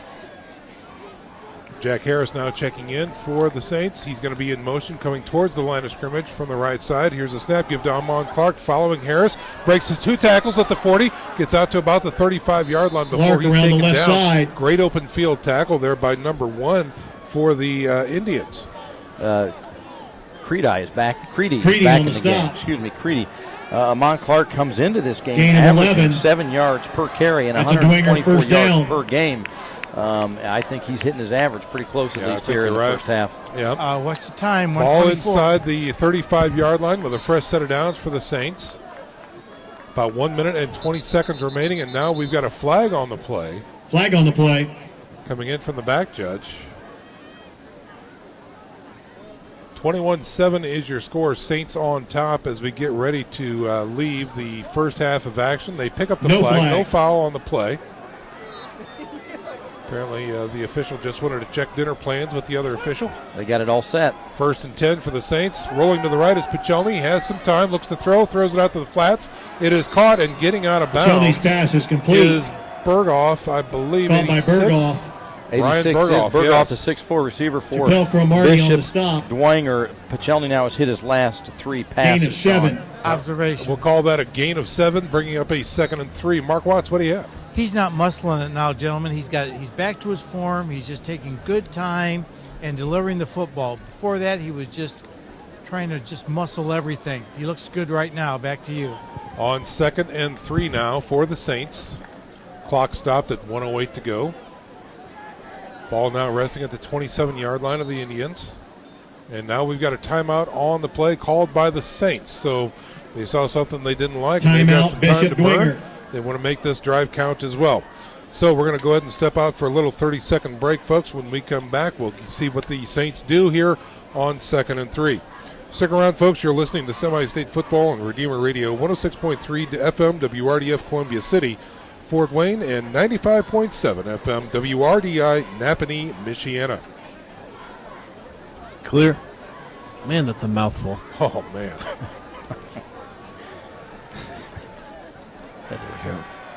What if I just say, you're listening to Semi-State Football here on Redeemer Radio? You're listening to Semi-State Football on whatever channel you're tuned in. Is that all right, Robert? And legally, I mean, that all right? we really only have to get one ID every hour, so yeah. Cool. All right. When I 5 say seconds, radio, that's going to be 4. it. You guys hear me? Okay, 3, 2, 1. We are back to live action here. 21-7 is the score. 1:08 left to go here in the first half. The Saints are threatening. The ball now resting at the 27-yard line. And the Saints are looking at a 2nd and 3. After the timeout, Pichelny has a stacked eye, offset, now a man in motion to the right side. Here's a snap, fake, play action, throws over the middle. He's got him. He is at the 10, the 5, still on his feet, getting into the touchdown. Mike Hake. For Bishop Dwenger is number 32, Mike Hake. Mike Hake went in motion left to right. Nobody really Pichelny's picked him up. pass is Pichelny complete saw to him number 32, going down, Mike Hake. right down the seam and hit him in stride. Well, beautiful throw and catch right there. Now, for 26 yards and a Saints during touchdown. The break, Mark Watts, about your observation about Pichelny, and it was right there again on that play. Oh, yes, he showed good touch. And I'm telling you, that was a great move to get in the end zone because he zigs and zagged and he sniffed it. But nice touch pass by Pichelny. On for the extra He's point. looking good again, guys. Back to you. 27-7 is now your score. The Saints on top of the Indians as Dwayne Consejo prepares for the snap. There it is. The hold is down. The kick is up, and it is good. So 28-7 is your score. 102 remaining in the second quarter. With 102 Saints remaining here in the 28, first half. Indians 7. And we're going to go ahead and step out for a little 30-second break. You're listening to Semi-State Championship Football on Redeemer Radio. You're clear. Advanced DRs in the country. At Parkview, we did it by focusing all our attention on you, the patient, by involving doctors and nurses in the design process, by creating quieter, more private spaces, and by leading the region in heart, stroke, and trauma care. This is not your typical emergency room. It's Parkview. In an emergency, isn't this where you'd rather be? Parkview, Partner in Health. 1.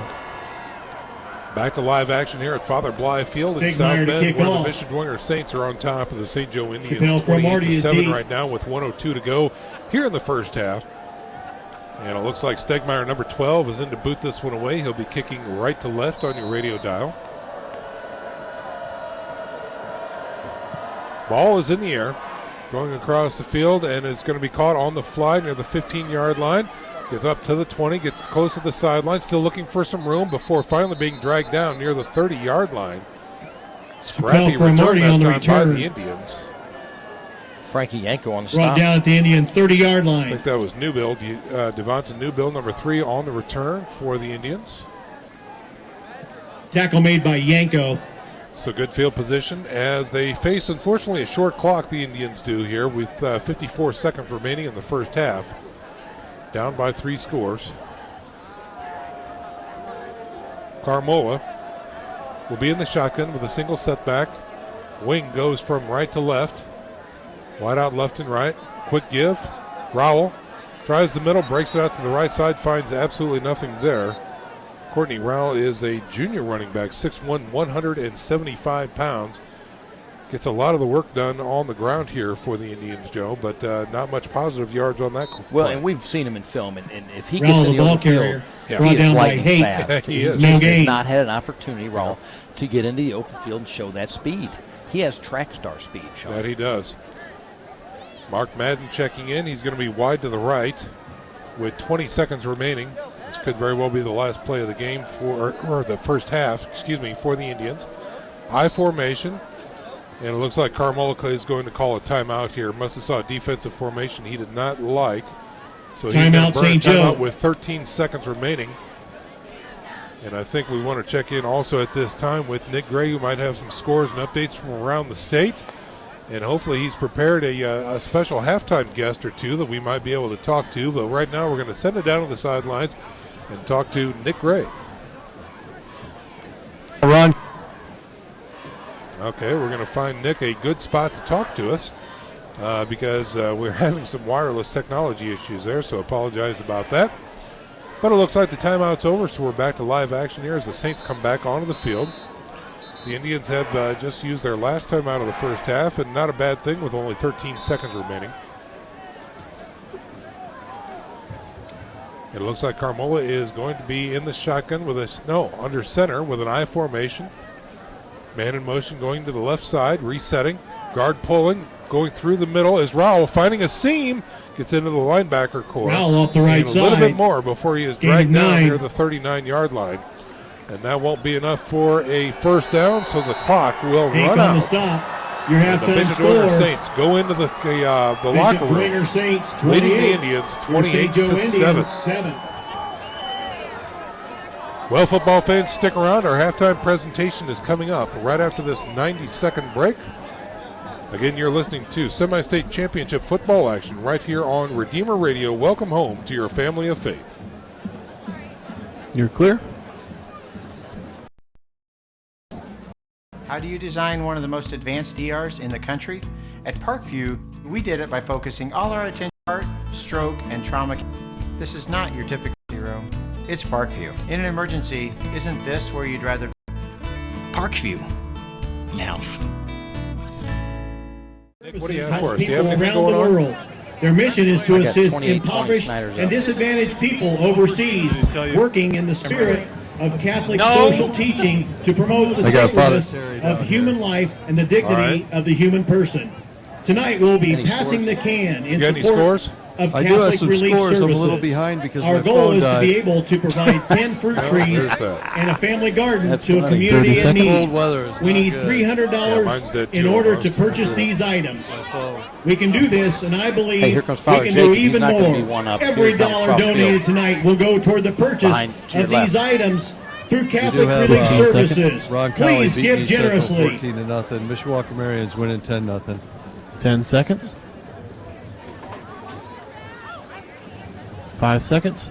4, 3, 2, 1. Ladies and gentlemen, historic St. Felix Catholic Center is now open for retreats. Located in Huntington, Indiana on 30 scenic acres, with plenty of recreational areas and a serene Blessed Mother grotto, the St. Felix Catholic Center is the perfect location for a single day of prayer to overnight retreats. It's the former home of Venerable Solanus Casey, so come visit today. You can plan your visit at www.sfcatholiccenter.com. Well, it is halftime here at Father Bly Field in South Bend, and your score is 28-7. The Bishop Dwenger Saints are on top of the Indians of St. Joseph High School. We're going to go ahead and send it down to the sidelines with Nick Gray, who's got our halftime interview. Nick, take it away. Well, welcome to the sidelines, everybody. I'm once again pleased to be joined by a couple of very special guests. First of all, new guy for us, for Redeemer Radio, Father Terry Coonan. Thank you, Father, for joining us. Hey, happy to be here. A little background on Father Terry. He is a Bishop Dwenger High School graduate, but also duly honored tonight because he is the chaplain here at St. Joe. So thank you, Father. Yeah, thanks. Yeah, I'm very proud here tonight to be here with my high school boys and cheer them on, help them do their best, but also to see Dwenger, where I grew up, to see them continue to do well, be successful. So wish them the best as well. So then also, other chaplain of Bishop Dwenger High School, Father Jacob Meyer. Shortage of words for Redeemer Radio fans, right? I love yapping the ears off of Redeemer Radio fans. It's a great time to be with y'all here tonight. Yeah, Father Terry, if you didn't know, and you probably haven't heard lately because you don't listen to us, but me and Father Jacob spent a lot of time at halftime talking about different things that are going on. So, Dwenger games all the time, right? and Bishop Lures. So, Good, very good. so anyhow, tell us a little bit about your experience here at the high school. You know, you haven't been a priest forever. You know, how's that been going for you? What goes on? You know, just give us a little bit of update. Yeah, it's been going well. So obviously I got another gig, not just here as my only ministry. My real full-time job is pastor now, just recently named this past June, pastor at St. John the Baptist over on the western side of South Bend by the airport. And so, I've got the souls there I take care of, and we have got a small grade school of 85 students that I try to minister to as best I can, be their spiritual father, as a priest is called to. And then I got the 900, some students here at St. Joseph High School that certainly, need a spiritual father. They need a priest to be there in every walk of life that they have and try to draw them to the Lord and keep them close to Him and grow in their faith. So it's been great. And I do it in various ways. Every priest is kind of their own person as well. And for me, I grew up playing sports at Dwenger. I played basketball, soccer. So in the fall, I'm on the soccer field a lot with the guys and the girls. And now in the winter, I'm on the basketball court a lot with the guys and girls, doing what I can to just kind of have a ministry presence, get my exercise in, and just have fun with them, get to know them a little that way. We'll talk about a ministry of presence. I think it's so cool to see you guys on the sidelines, active in our community, because that's going to help us generate vocations, right? Yeah, well, we hope so. We hope so. I want to see that continue to grow here at the high school, at St. Joseph's High School. But, we have yet to see a vocation come out since I've been chaplain here. But we're hopeful. We got one guy who's going to be a priest probably for the Holy Cross Order here at Notre Dame, but none for the diocesan priesthood yet. So we're continuing to work that and push the guys in. Well, this is my first visit to the campus, and when I first got here, obviously I saw this awesome football facility, but you can't help but notice the chapel right up here over on the back side of the press box. And Father Jacob and I were talking about what a wonderful space that is, and then also how excited we are about the new chapel coming at Bishop Dwenger, and you can really see that starting to take shape. Right, Father Jacob? Yeah, St. Joe really was the model for all of the high schools in that regard with building a new chapel, a new central space. It's very centralized here in their school. You can't miss the fact that Christ is the center of St. Joseph High School, and that really has motivated so many of the other high schools as well to do likewise, to make Christ the center of our school by putting the chapel there, by making a greater emphasis on the sacraments, and all the kids wanting to draw close to the Lord in the Blessed Sacrament. So it's been really neat to see St. Joe be built, and now it's been exciting at Bishop Dwenger now to watch our chapel go up as well. And so it's been exciting for all of our high schools all around. We have so many awesome things where the kids are desiring more and more the sacraments and being with our Lord at his feet, just like Mary, just sitting there and learning from the Master. Yeah, I remember talking to the bishop and how excited he was about the chapel here. Actually met with him right after he dedicated it, and then also how excited he is that the chapel's up at other high schools. So anyhow, we're running out of time here. Father Terry, thank you for being with us. Enjoyed the first half. Enjoyed being your guest here. So wonderful. You'll get a little taste of Redeemer Radio hopefully in the future as we get the South Bend station up and running. Yeah. I listen to the station that we have up here now. A lot of it's syndicated stuff, and we do what we can. But I've enjoyed it, and I'm really grateful to have it around. And, yeah, thanks for having me tonight, Nick. It was good to see your old face again and catch up a little and have some fun here with you on the field. All right, ladies and gentlemen, this has been our VIP halftime report with two of our favorite priests. Of course, they're all our favorites, Father Jacob Meyer and Father Terry Coonan. Thanks, guys, for being with us. Back up to you guys. Great to see your old face tonight, too, Nick. Yeah, your old face. I love it too much. All right, very much too. Thank you very much, Fathers Coonan and Father Jacob Meyer, for being with us tonight. 28-7 is your halftime score. The Bishop Dwenger Saints over the St. Joe Indians right now. When we come back from our 2-minute break, we're going to talk about the first half stats, and we're going to see what we talk to our football experts about, what we can expect coming up in our second half. Stick around, folks. Our halftime presentation is brought to you by Historic St. Felix Catholic Center, and we're back in 2 minutes. You're listening to Semi-State Football on Redeemer Radio 106.3 FM, WRDF, Columbia City, Fort Wayne, and 95.7 FM, WRDI, Napanee, Michiana. You're clear.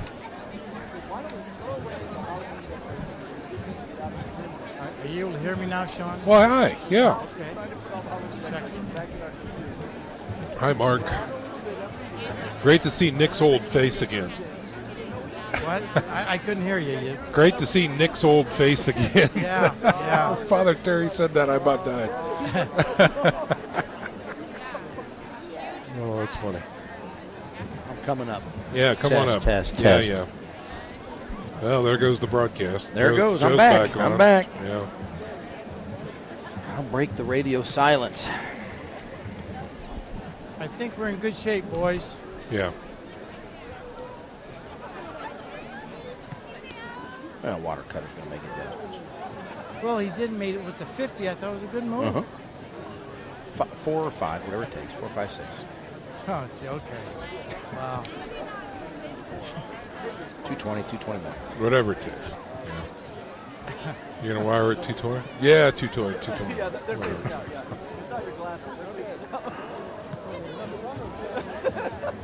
Yeah, you're right. I guess if they're average, if people usually sit on this side, not everybody does it that way. Man, this thing is just. We need a fin. Schwarzkopf down there, Mark? 30 seconds. Mark, have you seen Schwarzkopf? No, I haven't. I haven't looked for him, though. You ready to talk? Mark, we're coming to you for a roundtable. Trying to find a place 20 where you stats can hear first. me. You sound great right there. Yeah, I do. Jeez. Let me take a breath. 10 seconds. And 5, 4, 3, 2, 1. Welcome back to Live Action, ladies and gentlemen. With Joe Wharton, I'm Sean McBride. 5 minutes to go here in our halftime presentation, where the Bishop Dwenger Saints are on top of the St. Joe Indians. The score is 28-7. Let's check in with Joe Wharton, who has the first half stats. Joe, what do you have for us? Thank you, Sean. Let's start with the visiting Bishop Dwenger Saints rushing stats for the Saints tonight. Amon Clark leads the way with 82 yards on 11 carries. He is averaging 9 yards per carry.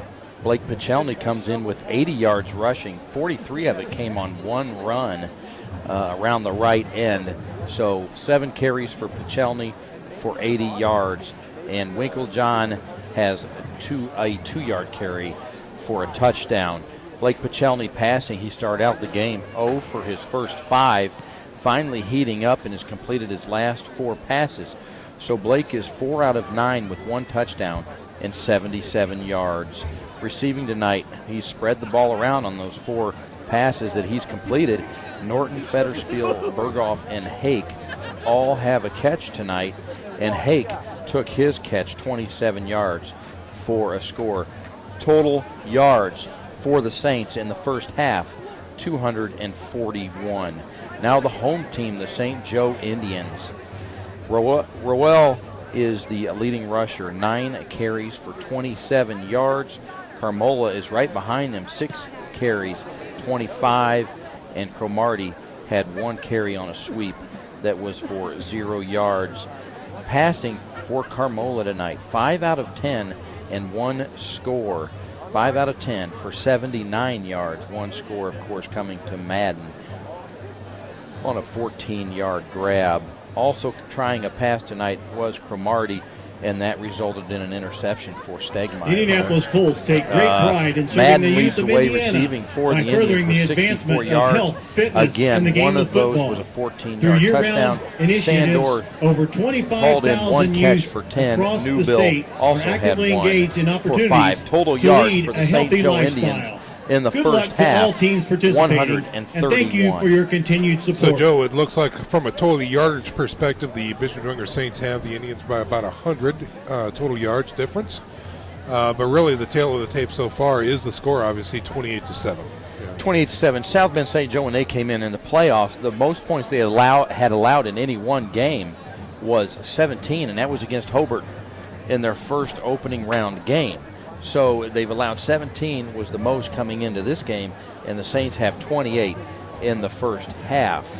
The Saints, conversely, have averaged 28 points per game in these playoffs in 2015, and so far they have 28 here in the first half. So really, we thought it was going to be a defensive slugfest, and Sean, again, we were wrong. Yeah, it happens. I know, however rare, but it does happen. Looks like the Bishop Dwenger Saints are making their way back out onto the field, and we've got a few more numbers to talk about here in the first half. A few more. Let's just throw a few more things in for our listeners at home. Bishop Dwenger, 3 out of 4 on third down tries. Penalties, 3 penalties for 25 yards. The Bishop Dwenger Saints in and the St. Joe Indians. It resulted in 0 points for the Indians. Now for your hometown South Bend St. Joe Indians, third down conversions, 0 for 5. They have not converted a third down tonight. Penalties, only 2. Real clean game for the Indians. 2 penalties, 10 yards. 2 turnovers tonight, a fumble and an interceptions. The Saints converted the fumble into 6 points. 1 out of 2 on fourth down tries for the Indians tonight. You know, we talk about that stat right there, Joe, 0 out of 5 on third downs, and we want to bring in Coach Mark Watts from the sidelines here and get his perspective, because we saw these Indians be exceedingly effective on third downs, Mark, in previous games. But tonight they're not having any real success on third down, going 0-5. No, I know, Sean, and it's the Saints' defense has kind of been a bend but don't break. They only gave up the 1. But on key downs, they've really done well, and I thought a key in that whole first half was when Coach Watercutter went to the 5-man front a couple different times to stop the run, to force them to throw, and when he's only completing 50% of his passes, you'll take that. Mark, while I have you on the line here, let's talk a little bit about the Indians on offense. You had mentioned, on that scoring drive that they just came out and they look like a completely different team. Can you quantify that? Because obviously it paid off. I mean, they were able to punch one in and get on the board, but what was it about them that made you feel that they look completely different? Exactly, Sean. They came. It looked like they had a sense of urgency. They were running up to the line. The quarterback looked like he was really just more confident and more in control of the game. And he threw a lot of good passes that whole series. It was just their whole demeanor but they really picked up their speed and their intensity, and you could really just feel it on the sidelines. Good stuff, Mark Watts. Thanks very much. I want to throw the same question to you also, Joe Wharton. When we talk about Piccioni's numbers, you did right there, and how he started, just really completely flat. Do you think his dad came down to the stands and gave him an offer he couldn't refuse? I think his surrogate father, Corey Kitchens, the quarterback coach, probably put his arm around him and said, look, son, relax. Yeah. Okay, it's football. Yeah. Just relax. And he was tight. It was obvious. He was throwing him low and into the ground. And, to Mark's point about St. Joe, who looked really good on that drive, the Saints got out to a 14-0 lead. And then Madden, Carmola to Madden on a 14-yard touchdown reception made it 14-7. Momentum had shifted over to the blue jerseys. Okay? Right. And what happened next? The Saints had a 1 minute and 11-second drive. Clark on a 22-yard touchdown run pushed the lead 21-7, and you felt the air coming out of the stadium. Right. Yeah. And the Saints, I think that was so key, is the fact that the Saints answered that touchdown drive by the Indians.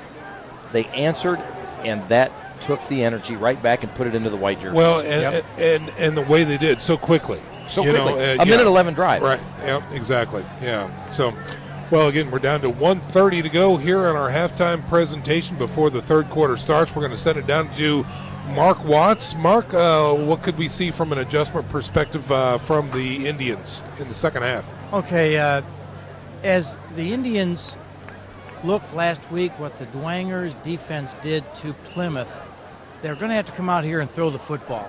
So I think you're going to see more sprint out passes to give them some time, and they're going to have to take a few more chances throwing the football. Force Dwenger to go back to that 5-man front, or for that 4-man front, see if they can do some things there. For the Saints, I think they just have to continue to be balanced on offense. When Piccioni completed some passes, the game was completely opened up, and we just saw things open up for the Saints those last two drives. And it was key that Piccioni hit those passes. We saw it on film, gentlemen. There were some openings in the Indians' secondary, and Dwenger saw that too, and they started to exploit that in these last two drives. All right, Mark Watts, thanks very much. It looks like the halftime is over. We've got about 20 seconds to go before we start the third quarter. And, folks, just a reminder that if you can hear this game, it's thanks to our communication sponsor, Dr. Todd and Mary Briscoe and Briscoe Family Dentistry. Their generous financial support helps make this Redeemer Radio Sports broadcast possible. If you need emergency dental care, call Dr. Briscoe at 260-486-9950. All right, so the Saints deferred, so they will get this ball to start the third quarter. Amon Clark and Zach Norton back deep for the Saints. You have to watch it onside too, Sean. We've seen it on film. The Indians are not afraid to try it. Killaway to kick off for the Indians to begin the second half. And being down 3 scores, it presents an opportunity anytime they do to kick that ball off to try this right now. Killalea, I believe, Norton and Clark are deep. Back there to kick this one away.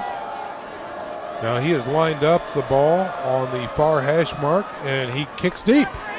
First time we have seen them do that, and Zach Norton takes it at the far sidelines at about the 5, runs down the sidelines looking for some blockers.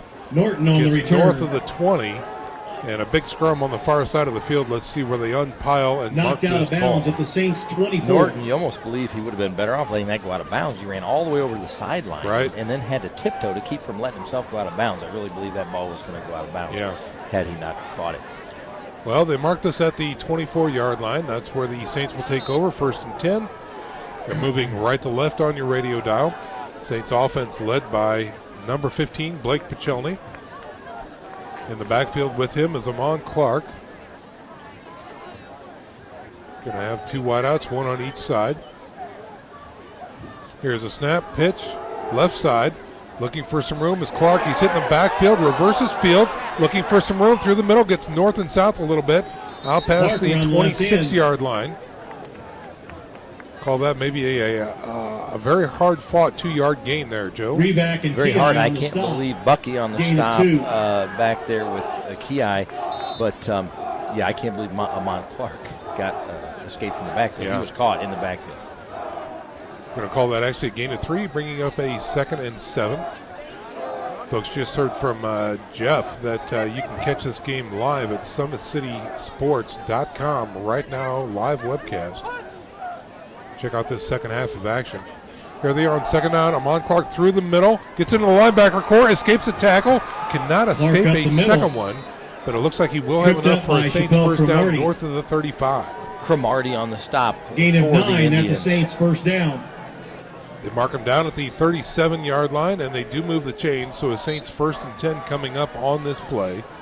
28-7 is your score with under 11 minutes to go in the third quarter. Saints on top of the Indians.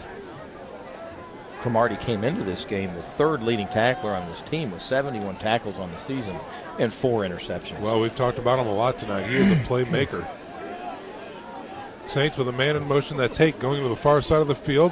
Play action, looking to throw, throws, and it is caught by Fiacable. Pachelny's pass is complete. Near the 45-yard line. Madden in coverage for the Indians. Again, Madden is a two-way player. That he is. He plays safety gain of 8. Wide receiver for St. Joe. So we'll call that a gain of 8, bringing up a 2nd and 2 now on Fiacable's catch. A little hitch route. The Indians are loading the box, 8, 9 in the box, and that's why the Saints have elected to start throwing here. Pachelny with a single setback from the shotgun, wide out left and right. Amon Clark going around the right side, following his blocker. Great penetration by the Indians. Knocks him in the backfield, and that's going to be a tackle for loss. Dominic Mathis on the stop. Again, Sean, we just talked about it. The Indians are putting 8 in the box. Yeah. It's hard for 5 or 6 to block 8. That it is.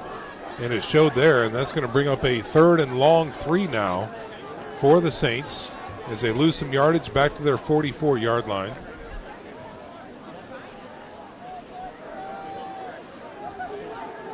They break huddle, split backs this time. One wide out left, one wide out right. Pachelny in the shotgun. Awaiting the snap, gives to Amon Clark, right side, finds the edge, but doesn't find enough for a first down, and he took a shot at the 45-yard line. A big shot right there by a defender. As I search for his number, he's not on my list. I think it's Weinberg, Kevin Weinberg, a senior, 6 foot. Boone and Creedy on the stop. Brings up 4th and 2. 4th and 2. The Saints offense is on the field. Looks like they might go for it here, or Pachelny might do a pooch kick. I think you kick it here. They try the hard count, and it doesn't work. Pachelny now will back up and kick this one away. Oh, and it's a bad kick. And blocked. Yes. Came off his foot and almost hit one of his linemen in the back. And somebody put a hand up and just knocked it down.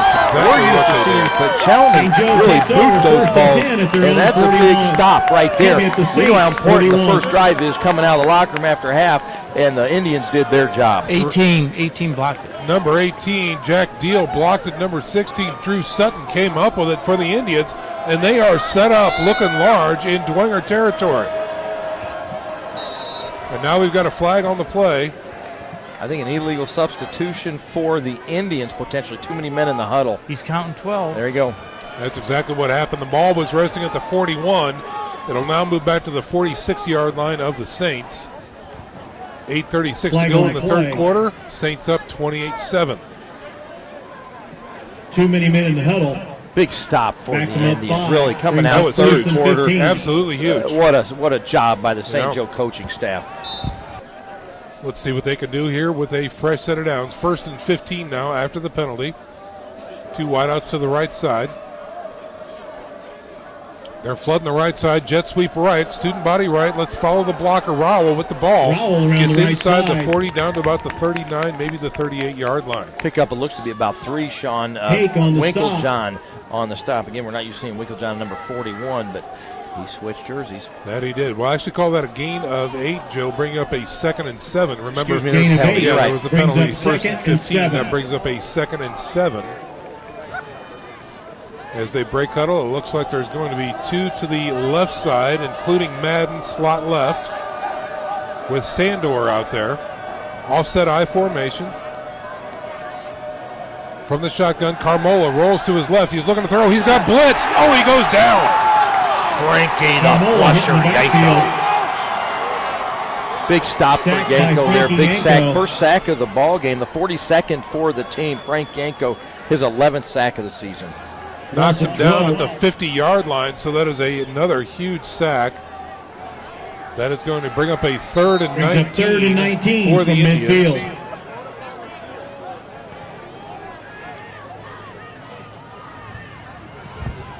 The Saints defense have really made, what they've done this year. They've gotten turnovers and they've had sacks, and they've done both here tonight again, Sean. That they have. 2 wideouts to the right, wing right. Flowing to the right is Carmola, looking to throw. He's got pressure again, throws it to the sidelines. Incomplete pass there. Carmola's pass is his incomplete. Intended receiver that time was Cromartie, number Defended 7. on the play by Norton. And that's going to bring up a 4th and forever, and it looks like the Brings punt up team 4th is and coming 19 on for the with try. Killalea. So the Saints defense does their job in the second half. 3 and out that time for the Indians as the defenses are Killalea trading to blows punt. now to start the second Norton half. is deep. This was more what we expected before the game. A Right. couple real defensive seesaw battle. All right, so Killalea will launch this one from the 38-yard line. Single man back deep, and fair catch called for, and he's got it. That's Norton on the catch. Back at about the Norton with the 16-yard fair line. catch for the Saints. Great job punting tonight for Dwenger Killalea. will He take over came first in and 10 again, at their averaging own 34 17. yards, and I think he's blowing that out. He's of the water getting here all tonight. that. Yeah, Killalea is doing a fine job for the Indians tonight, being very effective.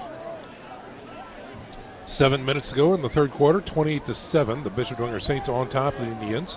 So far, each offense has stalled when they've had the ball. This is the second opportunity that the Saints will have in the third quarter. Piccioni in with the play, and here come the Saints on offense. 2 wideouts to the left, 1 wide right, split backs this time. Fee Cable in the slot left. Piccioni taking his time with the snap. Quick give, and Hake is going around the left side, fighting some blockers. We've got a flag coming out, going across field, still on his feet at the 35, the 40, the 45, the 50, the 45, the 40. Gets knocked out of bounds Hake in is the ball Indians carrier, territory. knocked out of bounds but that by might Creedy. be all for naught. Flag on the play. As the white hat tells the chain crew to stay still. That's usually a sign that it's coming back. That's right. When the white hat says, guys, don't you move, Yeah. it's coming back. And again, the Saints make that woeful march back deeper into their own territory now. Yep, holding against the Holding Saints. against the Saints, yep. Fourth Holding penalty of the against game Bishop for Bishop Dwenger. Dwenger. Well, you got to feel bad for young 32 there, Mike Hake. Tremendous run that time as he did the end around left and went back across the field. And he was looking at a 50-yard gainer that time, but not so. The Indians are happy that the flag came out. Yes. And they will mark this back right at the 10-yard line. The Saints average 60 yards per game in penalties.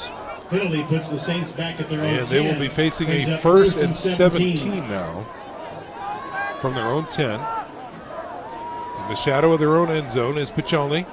He's alone in the backfield. He's got 2 wings, 2 wideouts now, a man in motion.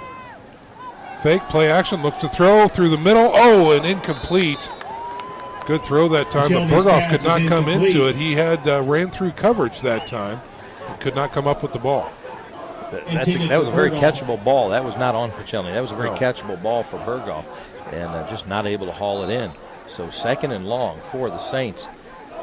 6:43 to go here in the third quarter. 28-7 is your score. Saints moving right to left on your radio dial. Blake Piccioni, the junior quarterback, has a single setback. Twins left and right. Here's a snap. Quarterback draw, looks for some room through the middle, has a blocker, will get some of that yardage back.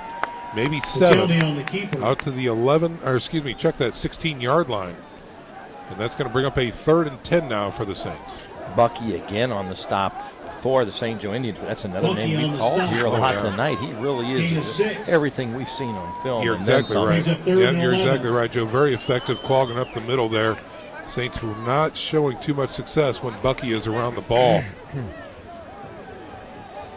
Saints facing a critical 3rd and long 10 now. See if they can keep the drive alive. Trips left, single setback is Winklejohn with 1 wide right. Blitz comes. Play action, looks to throw, looks over the middle, into the ground, and incomplete. He was looking for Haight over the middle, who was open. But again, he rushed that throw and threw it into the ground. Pressure being applied by Peter Wiegand, and not a good throw by Pichelli. So an effective stand by the Indian defense there forces another punt. And is that Stegmeyer back there? No, it should be Nepper. Should be Nepper, 97. Couldn't get a read on the jersey. Nice snap. Good kick by Nepper. And it takes the Dwenger bounce across the midfield stripe into St. Joe territory. Continues to roll down to the 39-yard line. So Nepper launched that one from about his 5-yard line. 39. 46-yard punt for Nepper. There you go.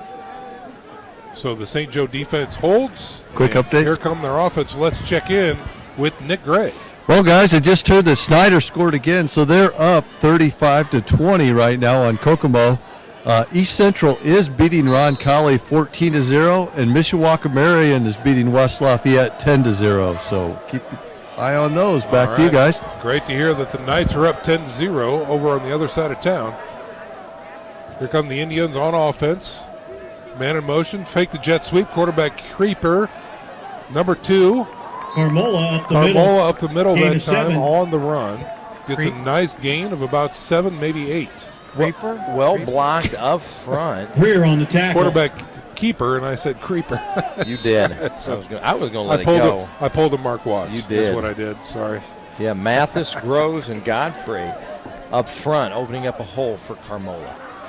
So a gain of 7, bringing up a 2nd and 3. Ball resting at the 46, 47-yard line.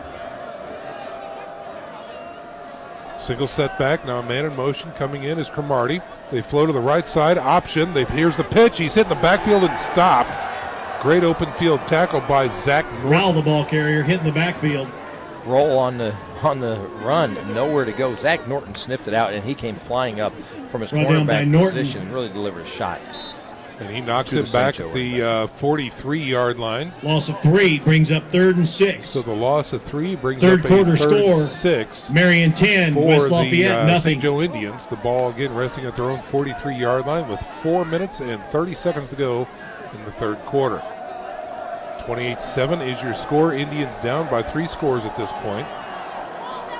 Carmola from the shotgun, rolls to his left, looks to throw, fires over the flats, intercepted that time, stepped in front of the ball, was number 25, is that Oberfell? It's Oberfell or Effinger, I can't I think tell. it's Effinger. Effinger's getting his head slapped right now, so. That's usually a sign. Pass is intercepted You've done something Mitch good. Effinger. That's the 21st Saints take interception over for the first Saints and team, 10 and at the Carmola St. Joe throws 49. only his 7th interception on the season. So another turnover that time, and the defense for Bishop Dwenger holds, gives it back to their offense, and they've got 49 yards to go as the ball is resting at the St. Joe 49. Here come the Saints. Wideouts left and right. Wing to the right, and a single setback. Piccioni in the shotgun. Here's a snap, quick pitch, reverse this time, and a flea flicker. Piccioni has the ball going deep, going for it all, a little short that time, and blocked, and no good that time as the defender for St. Joe was there. That is number 4. Piccioni's pass intended Kiai, for Berghoff, Stephen Kiai, broken up by made the Kiai. play for defense. I don't know that Piccioni has the arm to get it there. I don't know that you have the arm to get it there, Sean. That was that receiver was a long way downfield. Yeah, Mark Watts, would you like to chime in? You're exact. Yeah, we lost Mark. Sorry about that. Here I am. Okay. Oh, there he is. Yeah, we lost him him again. again. We'll have to find a good spot for Mark. All right, on 2nd and 10, the flea flicker did not work for the Saints. From the 49-yard line, Piccioni, quick throw, right side, hitch pattern, knocked out of bounds. Is it caught? Yes. It is caught near the 45-yard line, so we'll call that a gain of 4. Bringing up a 3rd and 6. Zach Norton over there. Knocked out of bounds by Chappelle Cromartie. Brings up 3rd and 6. So Creedy on the stop for the Indians. Ball now resting at the 45-yard line. 4 minutes to go. 4:04 as the clock stops. On 3rd and 6 for the Saints. Trips to the left one to the right, and a single setback. Pichelny in the shotgun. Here's a snap. Here's a fake. It's a draw play as Amon Clark goes back to the right side, finds room through the linebacker core. I think he's got it up for a first down. He does. The referee is signaling stop the clock. That will be enough for a first down, move the chains. Big 3rd and 6 pickup for Bishop Dwenger. First pickup on 3rd down here in the second half. Well, Amon Clark showed tremendous poise and patience during that draw play, going to the opposite side there, Joe, around the right side. Found his seams twice and was able to get a first down. That's a newer play for the Saints. Again, we haven't seen that play since last week against Plymouth, and they really seem to like that one. So 1st and 10 for the Saints, inside the 40, down to the 37-yard line. Wing right and a single setback. Pichelny in the shotgun. Here's a snap. Give to Amon Clark, looking for room through the middle. Finds a little seam, gets into the linebacker core before he's dropped near the 31-yard line. Appleton on the stop, looks like, for the St. Joe Indians.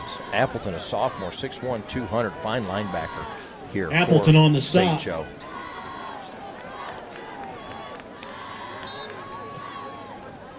So they place the ball at the 31-yard line. That brings up a 2nd and 4, gain of 6 on that last play by Amon Clark.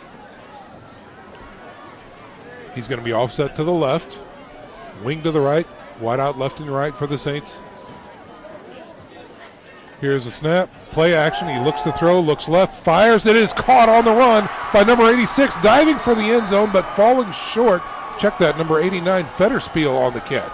Pichelny's pass is caught by Fetterspiel. Okay, that's the best ball he's thrown tonight, and he threaded the needle as the offense is trying to get up here and hurry up. As it is brought down at the St. Joe 2, 1st and goal, Saints. 1st and goal from the 2-yard line. Offense already up to the line of scrimmage with no huddle. Tight trips package to the right, single setback. Quarterback decides to keep it. Does he punch it in is the question. No call yet by the officials. Pichelny on the keeper. Jack Bucky, number 42, says, not on my watch. He tried to dive a gap, and he couldn't. Listen, if you're going to dive a gap, don't dive Bucky on the stop. The gap where Jack Bucky is. Good call. Under center now is Pichelny. Again, he tries it, looks for a gap, dives in. There it is, the touchdown by Pichelny off the left side, goes the final yard for the Saints touchdown. Blake Pichelny finds the right gap and punches it in for a 1-yard score. So Buen Consejo should be in to chip this one in. But the Saints always with a flair on their PATs as Fian lines up to snap Buen Consejo in for the point after. They offset their huddle to the left, and now they line up correctly.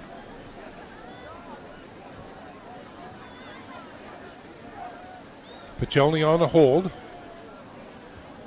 Snap is good, hold is good, kick is up, and it is good. 35-7 with 2:20 remaining in the third quarter. We're going to go ahead and step out for a 30-second Bishop break. Dwenger 35, St. Joe 7. On Redeemer Radio 106.3 FM, WRDF Columbia City, Fort Wayne, and 95.7 FM, WRDI, Napanee, Michiana. We did it by focusing all our attention on the patient, by involving doctors and nurses in the design process, spaces, and by leading the region heart, stroke, and trauma. This is not your typical emergency. It's Parkview. Emergency, if you'd rather be your partner in health. So off of the 1-yard touchdown run by the quarterback, Blake Pichelny, your score is now 35-7. The Bishop Dwenger Saints over the St. Joe Indians, and Stegmeyer is in to kick this one away from the 40. He's kicking right to left on your radio dial. And here it is. It's a high kick, short this time, fielded at about the 21. Looking for some room near the 25, trying to find some blocks. Falling forward near the 30 is the return man. And so the Indians will take over. I believe that is, again, Mark Madden on the carry. Looked like Lewis Garrett on the special team stop for Bishop Dwenger. Washburn on the return. St. Joe takes over 1st and 10 at their own 30. I have to take his word for it. It was on the far side of the field. Ball resting now at the 30-yard line, and here comes Tony Carmola and company on offense. Junior quarterback will be under center this time with a single setback. Here's a snap, quick pitch. Trying the right side, looking for some room and finding some. Gets out past the 30 to about the 34-yard line. Is Rowell, number 11, the junior running back, 6'1", 175. Colin Burns and Mitch Effinger on the stop for the Saints. So a 4-yard gain out to the Effinger 34 on the stop. brings up a 2nd and 6. Time is a factor here in the third quarter. We're under 2 minutes to go. Your score, 35-7, Saints on top. At some point, Sean, you got to step up your urgency and your pace offensively here when you're down 28 with the third quarter ticking away. Trips package to the left, led by Madden. He's looking to throw, looks, fires out to the flats, and incomplete and overthrown. Cromartie, his intended receiver, out there. And that's going to burn it down and bring up a 3rd and 6. Oberg fell in coverage on the far side of the field. Carmelo's pass incomplete, intended for Chappelle Cromartie. You can't listen Brings to us up on 3rd and 6. 106.3 or 95.7 FM. You can listen to us around the world at www.redeemerradio.com and just click on that Listen Live button. Especially next Saturday when we'll be broadcasting live from Lucas Oil Stadium for the state championship 4A finals. On 3rd and 6, a little high snap. Carmola decides to tuck it and run. Carmola Won't on find the keeper. much there. In the backfield, Frankie loss of Yanko, 1. number 59 again in the backfield. He's just so quick. Frankie Yanko, converted linebacker. Yanko on now the he's got stop. his hand in the dirt and made him a defensive tackle, and he's just so quick. He gives those big guys fits in front of him. We'll call that a loss of 1, bring up a 4th and 7. Brings up 4th and 7. Will be into punt this Killalay one to away. punt. Norton is deep. Norton back deep for the Saints. Standing near his own 28-yard line. Killalea puts his leg into it, a little shorter this time. And it will take a nice bounce for the Indians, going inside the 20 and finally coming to rest near the 16-yard line where it'll be touched up. So the Saints defense holds and the Indians can't come up with a drive to score. 1st and 10. And the Saints will take over 1st and 10 from their own 16 with 43 seconds remaining here in the third quarter. Again, your score, the Saints 35, the Indians 7.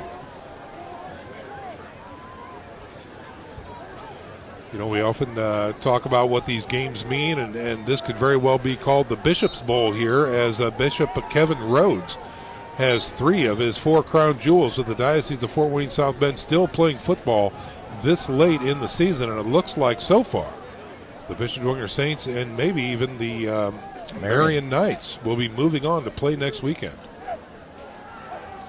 Here's a snap. Piccioni option, decides to keep it. Left side, runs past the 20 out to about the 24-yard line. Good safe run, good safe call there by offense coordinator Corey Kitchens for Bishop Dwenger. Just, at this point you're telling your kids hang on to the ball and get your yards.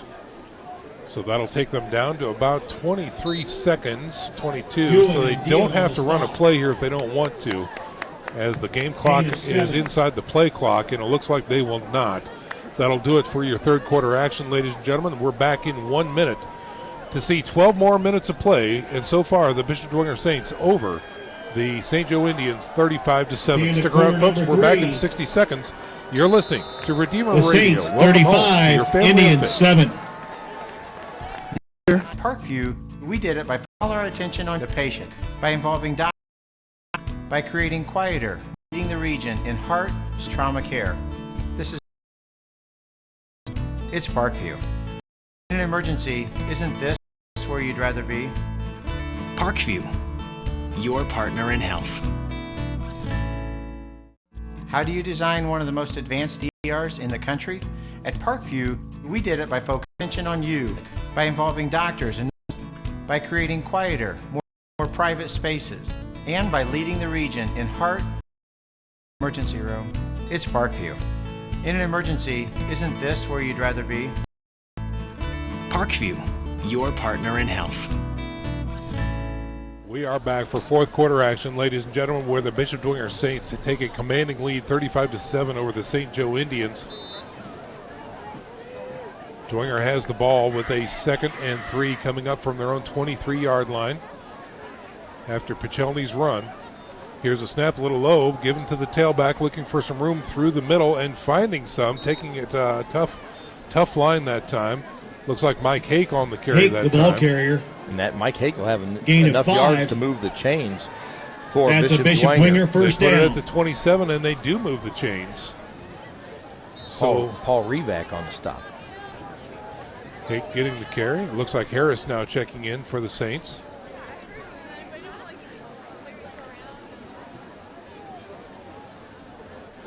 Harris will wind up as a slot receiver on the right side,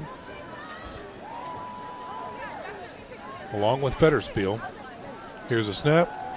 Pump, looks to throw, outlet pass to the left side. It is caught, taken down the sidelines is the speedster, Zach Norton. Great decision there by Pichelny's pass The is South complete to Bend Norton. St. Joe defense did a nice job staying home. They were hoping the defense backs would bite on that pump fake and they could throw deep. St. Joe said no way.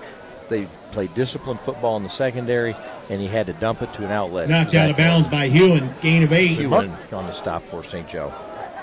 They marked the ball at the 35-yard line. We'll call that a gain of 8. Bringing up a 2nd and 2 for the Saints. Pichelny in the shotgun with a single setback. Snap, play action. Looks right, throws across the middle. It is caught by number 89, John Fetterspiel, in St. Joe territory. The long ball connects that time, and he's going to be dropped at about the 39-yard line of St. Joe. Another really a great pass, accurate pass by Pichelny. Pichelny, remember, started really slow That's here a Saints tonight, first down. but seems to find spurts where he can just really deliver strikes to his receivers. So that is another first down for the Saints inside the St. Joe territory. 1st and 10 at the 39. Trips to the right, spread out. One wide left and a single setback. Here's a snap. Throw over the middle. Fiacable has it on the middle screen. He's got a blocker in front of him. Gets inside the 30. It'll be enough for a first down and more as he's dropped near the 25-yard line. The stop by Madden, number 8, the 6'5", free safety for St. Joe. Got something. Let's check in with Mark Watts. On the field, it's really evident that the first big down. offensive line of Bishop Dwenger is now starting to wear and tear on that defensive line, the smaller line of the Indians, because right now those 5 offensive linemen are really dominating the line of scrimmage. Back to you. On 1st and 10 from the 25-yard line. Here's a snap, play action. Again, Pichelny looks to throw, fires right. It is up and caught by number 86. He won't have much of a gain that time. But Berghoff makes the catch, and they might get one out of this down to the 24. Cromartie in coverage, number 7. We've called his name a lot. He's a fine player, a senior. All over the field on both sides of the ball, Joe. Really is. Well, folks, Hubcap Express is the expert in run-flat tires and plus-size fitment. If you need your rims straightened and fixed, Hubcap Express fixes bent rims. For all your tire needs, visit hubcapexpress.com. On 2nd and 9, here's the Saints. Trips left, man in motion. Here's a give to Hake through the middle, bouncing it out to the left side, finding a few yards and not much more. Gets into the linebacker core and not much more. Taking it down to the 22, and that's going to bring up a 3rd and long for the Saints. Revac on the stop for the Indians, and then we have an Indian down. Looks like cramps. Revac on the tackle. So he's going to get a breather. Come out for a little bit. Looks like number 23 is checking out. He's Huyen. a young man, Yeah. with the cramps. So Huyen checks out for the Indians. And the Saints are facing a 3rd and 7. Single setback. 2 wideouts to the right, wing right, and 1 wideout left. Here's a snap, play action. Pichelny over the middle, fires, picked off. Easy pickings by the Indians that time. Cromartie runs it back. He gets to the 16 before he is taken down. Pichelny throws his 5th interception of the season. Cromartie gets his 5th, so 5 gets 5 right there. Got it. Mark Watts, you were down there. I was right there. Just a bad throw. He was covered. There were 2 other defenders back here. He just needed to throw that one away. He got a little greedy, and he paid for it. Back to you. All right, so the Indians, the defense comes up big. And they take over just as the Bishop Dwenger Saints were preparing to enter the red zone. And now the Indians are on offense. Led by Carmola, number 2. Tough road to hoe, 35-7 here in the 4th quarter. Here's an option and give to the tailback running to the left side. Rowell, the ball carrier. He gets to the 16, gets back to the line of scrimmage, and not much more there is number 11, Courtney Rowell. It looks like Gernhardt and Stegmeyer on the stop for the Saints. As the Saints are starting to run in some new numbers here. See some clean jerseys coming in onto the field for the Saints. 90. So on 2nd and 10 now, the Indians break huddle and come to the line. Looks like an I formation with a wing to the right side and a wide out right. Now coming to the left side is the wing. Here's the snap, get to the tailback, looking for some room through the middle and not finding anything is Rowell. And he's going to be dropped at the line of scrimmage. Rowell up the middle. Jose Lopez passed me a note here showing our fine statistician. No Carmola in the third quarter was 0 for 5 with an interception. Well, and too, Mark had brought up too, really no scoring again in the second for half, the Indians in the second half. Which again, if you missed our pregame show, the Indians have not scored a point in their last 2 games in the second half. Let's see if they can break that here with 7 minutes and 50 seconds to go here in the fourth quarter. Play action, rolling to the right. Carmola has time, throws it out to the flats. It is caught. Getting close to the stick is the receiver. I don't know if he'll have enough for a first down. It looks like it's going to be 4th and short coming up near the 26-yard line. That's really close, Sean.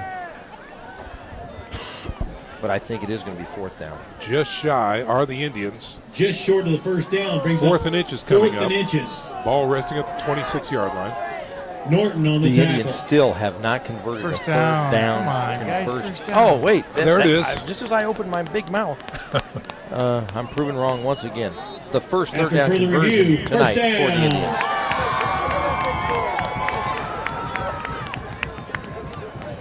So they move the chains as Cromartie takes the play in for the Indians. Also checking in is Jack Deal, number 18. Cromartie is going to be slot to the left. Here's a snap. He looks to throw. Carmola has trouble. He decides to tuck it and run through the middle. He's hit near the line of scrimmage and goes down. Number 84 on the stop for Bishop Dwenger. That's Matt Litchfield. Remember, Matt Litchfield was a starter and then broke his leg in the Homestead game earlier this year. He has made his way back to the playing field here for Bishop Dwenger.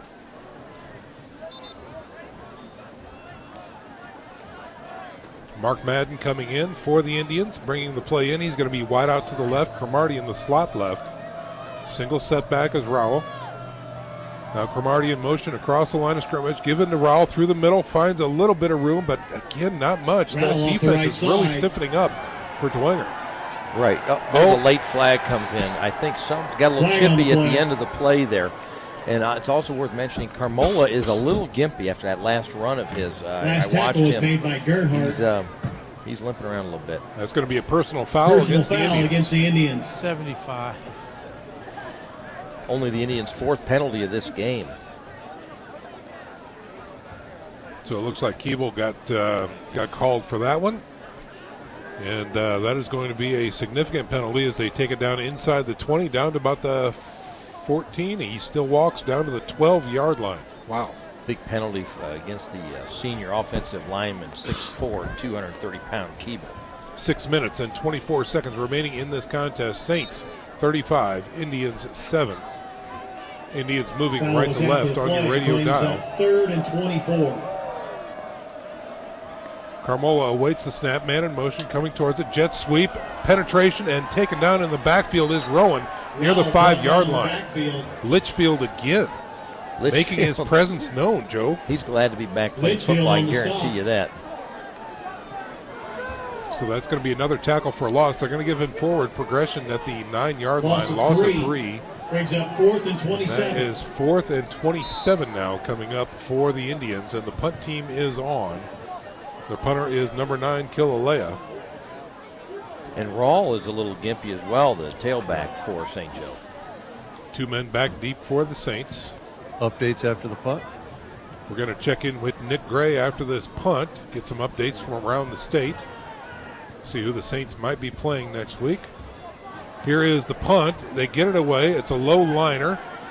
Hits short, and there will not be a return coming up. And we've got a flag coming out.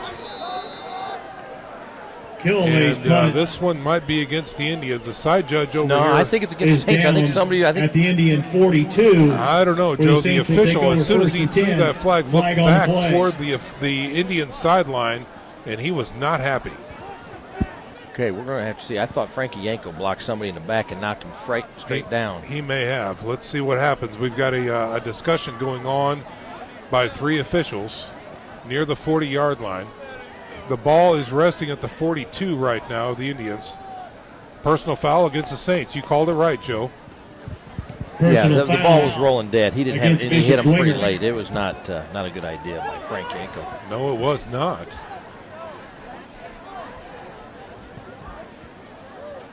So from the 42, this will be taken back. And they mark it at the 43 of the Saints. I think it's been a well-officiated game tonight. I think so. Yeah, I think so. The Saints take over first and 10 at their own 43. They've got the calls right, the ones they've made. Yeah. 5 minutes and 27 seconds remaining. 35-7 is your score. Saints now with the ball after the punt and personal foul. Here is the snap. New quarterback for the Saints now. And here's a quick give over the left side. And it looks like Michael Halpert, number 11, is now your quarterback for the Saints. Let's check in with Nick Gray. Here I am, guys. Sorry about that. East Central just scored again, so right now they're winning 21-0 over Ron Colley. So it looks like Bishop Dwenger play Central next week.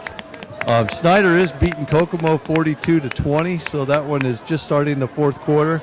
The other one is West Lafayette just scored, so now they are beating Mishawaka Marion 14-10. Back up to you guys. All righty. Halpert's pass intended for Steele is incomplete. Halpert. Out to the right side. Broken up by Chappelle Cromartie. That time Cromartie. was 18, Max Steele. Brings up 3rd and 8.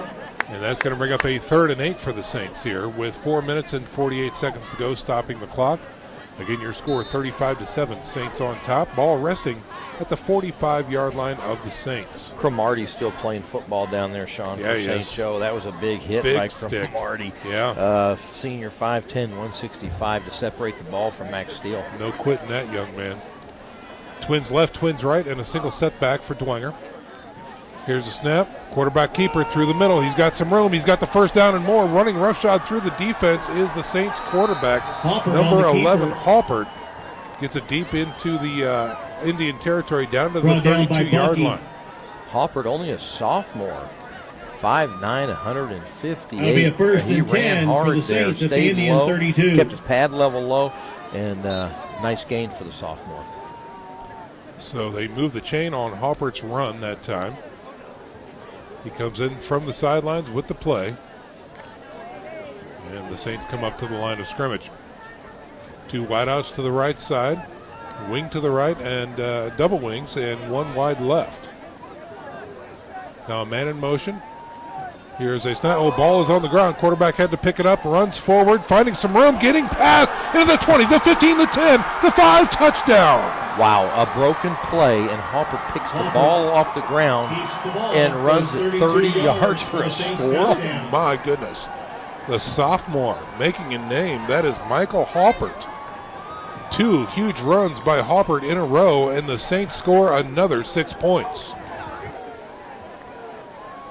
That young man's pretty fast. Yes, he is. PAT coming up for the Saints as Buen Consejo. Observation. No, check that. I think we've got another kicker in for the Saints coming up. I think that's Jacob Tomlinson, number 20. Got something. Let's check in with Mark Watts. I'm down here Tomlinson in for the extra point. Probably 3/4 of the team that congratulated him on that touchdown. They knew it was his first varsity touchdown, and he was congratulated by everybody in the end zone and on the sideline. It was pretty cool to watch. Here comes the Dwenger PAT. The snap, and it is blocked. So no good is the PAT attempt by Jacob Tomlinson. And that is going to keep the score 41-7 with 4:09 remaining in the contest. We're going to step out for a 30-second break. You're listening to Semi-State Championship Football on Redeemer Radio. Welcome home to your family of faith. You're clear.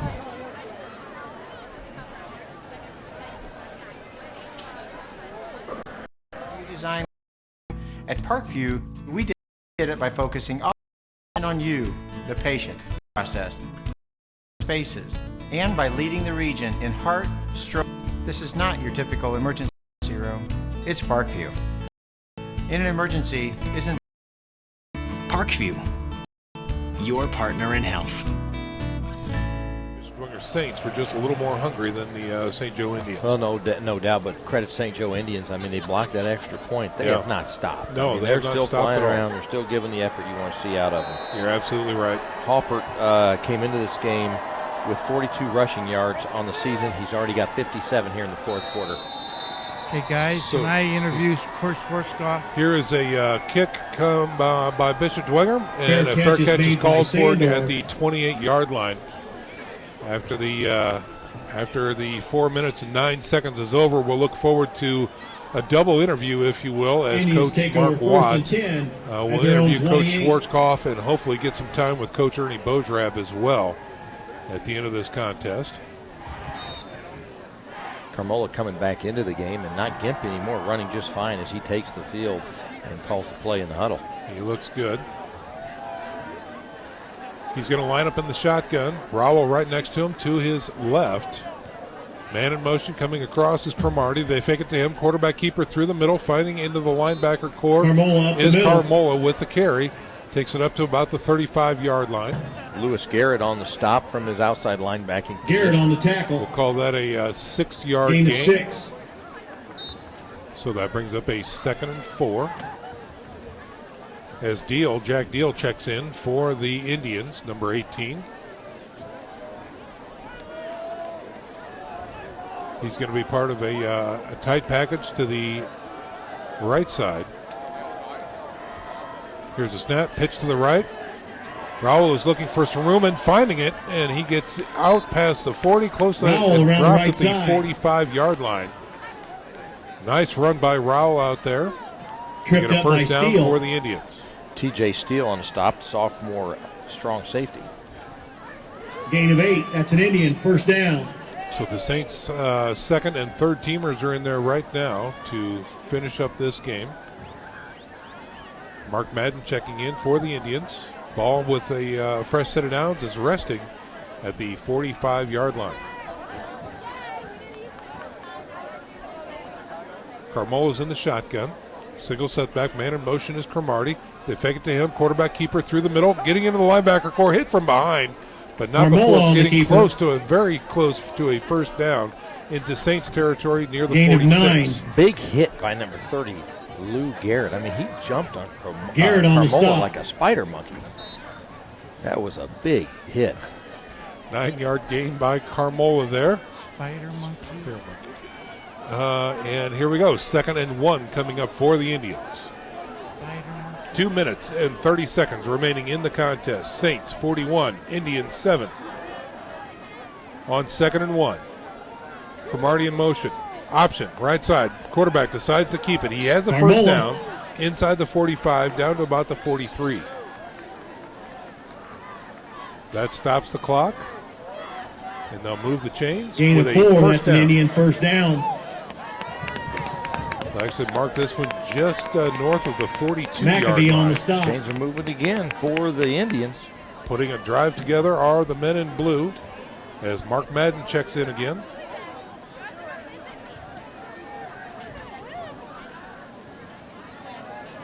Cromartie slot left. Man in motion across the line of scrimmage to the right. High snap. Bad snap. Carmola has to go get the ball. It's a race to the ball. Carmola covers back near the 38-yard line. Wow. Big mistake there on the bad snap. Carmola on the St. recovery. Joe Indians were just putting together a nice drive here in the fourth quarter with 1:47 to go. And that bad snap's going to back them up 5, 10, 15, almost 18 yards. So they put the ball at the 39-yard line. That brings up a 2nd and 29. If you let me come to Coach Schwarzkopf for one quick second when you can. On 2nd down. Here come the Indians with 1 minute and 17 seconds to go. Here's a give to Rowell through the middle. Finds into the linebacker corner. Looking for some room. Still on his feet. Great run that time back into Dwenger territory. I think what we want to do is take a little time here while we can. Go down to the sidelines and check in with Mark Watts. I've got a very special guest, Coach Schwarzkopf. We love him very much. One quick question, Coach. What do you feel about these Saints going to state? I'm very happy for this group. It's truly a team. From the three standpoints of football, when the offense wasn't quite clicking, the defense would be there to pick it up. Vice versa, the special teams have played very, very well. So, from that standpoint, they truly are a team. But these young men are a team of their own. They're, as you know, there's no superstars on this team. Rowell up the middle. And they really love one another. They love coming to practice and playing hard. And so Miller on the stop. They really deserve Flag it. on They the work play. hard for it year round. They represent their school in a first-class fashion, so we're really happy for these young men. Coach, it's great to see you tonight. Thank you. Thank you. Excellent interview. Thank you so much, Mark Watts. Always great to hear from Coach Unsportsmanlike Schwarzkopf. conduct against the Indians. A very tough bout of cancer right now. Great that he is able to come out, back to work, and be part of this team. And it's wonderful to hear him on the radio. Clark. We've got 19 seconds to go here in this contest, ladies and gentlemen. 41-7 appears to be your score as the Bishop Dwenger Saints are getting ready to get out of here and prepare for a state championship bout with a 4A squad from the other side of the field. Looks like maybe East Central. And that's going to do it, ladies and gentlemen. Proud to announce the Bishop Dwenger Saints win. Saints win, 41-7. The Bishop Dwenger Saints have knocked 41, off the St. Joe Indians 7. and are going to Lucas Oil. Congratulations to the Bishop Dwenger Saints. Both teams now. Good luck at Lucas with Oil the Stadium. line congratulating each other at the 50-yard line. A hard-fought victory by the Bishop Dwenger Saints. And how about that never-say-die attitude by the Indians, Joe? They played all the way to the end. The Indians did. Hats off to them. They beat the #1 team in 4A last week on the road. That, of course, was the Lowell, the Red Devils, this St. Joe team. Many people wrote them off early in the year. They believed in themselves. They believed in their coaches, and they fought all season and put together a heck of a postseason, winning a sectional and regional championship here in the North in 4A. Folks, you can help support your Catholic parish or school and help yourself in the process with Notre Dame Federal Credit Union's Elevate program. Call Elevate at 844-230-6611 or visit them online at ndelevate.com to learn more. We're going to go ahead and keep things right here as Coach Mark Watts is preparing to talk to Coach Ernie Bodrab here. After he goes through the line, let's go down to the sidelines with Coach Mark Watts. I'm here with Coach Bodrab, and how do these Saints going to state? This is an unbelievable ride we're taking, Mark. I'm happy for them. Those kids worked very, very hard for this. I'm happy to see that they finally got to the point where they're going to get rewarded for it. Okay, how are you feeling about you? I'm feeling good. I feel very blessed. Gift of an opportunity to come along with this program, to watch out for Coach Schwarzkopf's program, to watch out for his staff, to watch out for his kids. And I just feel blessed so many times over. I know you're doing this because he's a very good friend of yours, and that's why you're doing it. Congratulations, Coach. Thank you, Mark. Appreciate See you next it. week. See you next week. All right, Coach Ernie Bodrab, the interim coach for the Bishop Dwenger Saints, elated at such a wonderful victory tonight over this very tough and talented St. Joe Indians squad. Folks, we're going to go ahead and step out for a little 1-minute break. When we come up, we're going to wrap up and start our post-game show. So stick around, folks. Lots more to talk about here at the end of the game. Announcing again, the Bishop Dwenger Saints are going to Lucas Oil Stadium next week for a state championship vie. Stick around, folks. You're listening to Redeemer Radio. Welcome home to your family of faith. You're clear? How we doing on spots, Robert? We're good. We're past all the spots. Okay. we need. All right. Very We're good. on the extras. All right. All right. All right, what?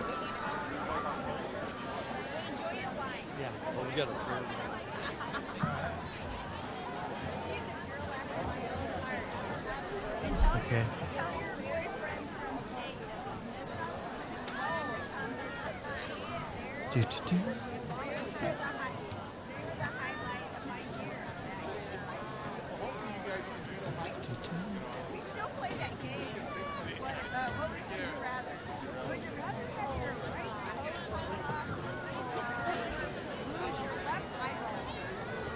All right, 10 seconds.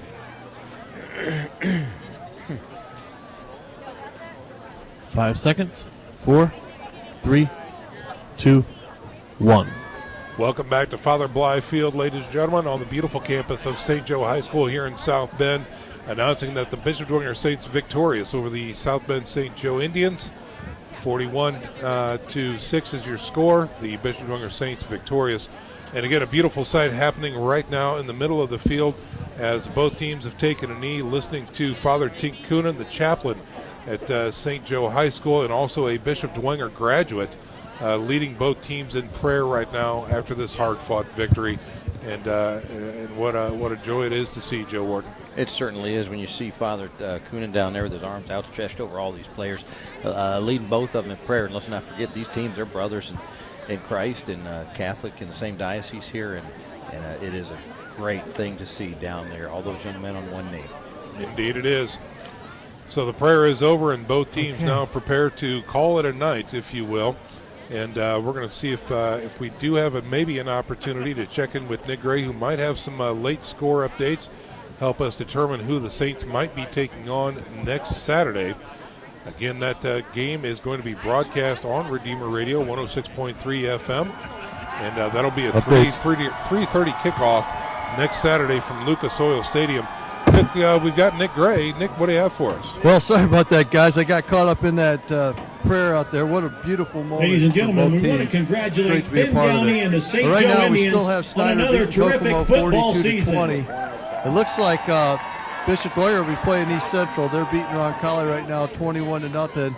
And as far as I know, I think West Lafayette's still beating Mishawaka-Marion 14-10. So that's where we have. Thanks for the great night, guys. Back up to you. All right, thank you, Nick Gray, for that update. I think we're trying to put a final crossing our T's and dotting our I's here, Joe, with the final game numbers from Jose Lopez. Do you have an update for us? I do. Let's first talk about the home St. Joe Indians. Carmola, really, the quarterback, he makes this offense go. 14 carries for 20 yards tonight. Really, the Bishop Dwenger defense shut him down as far as rushing the football.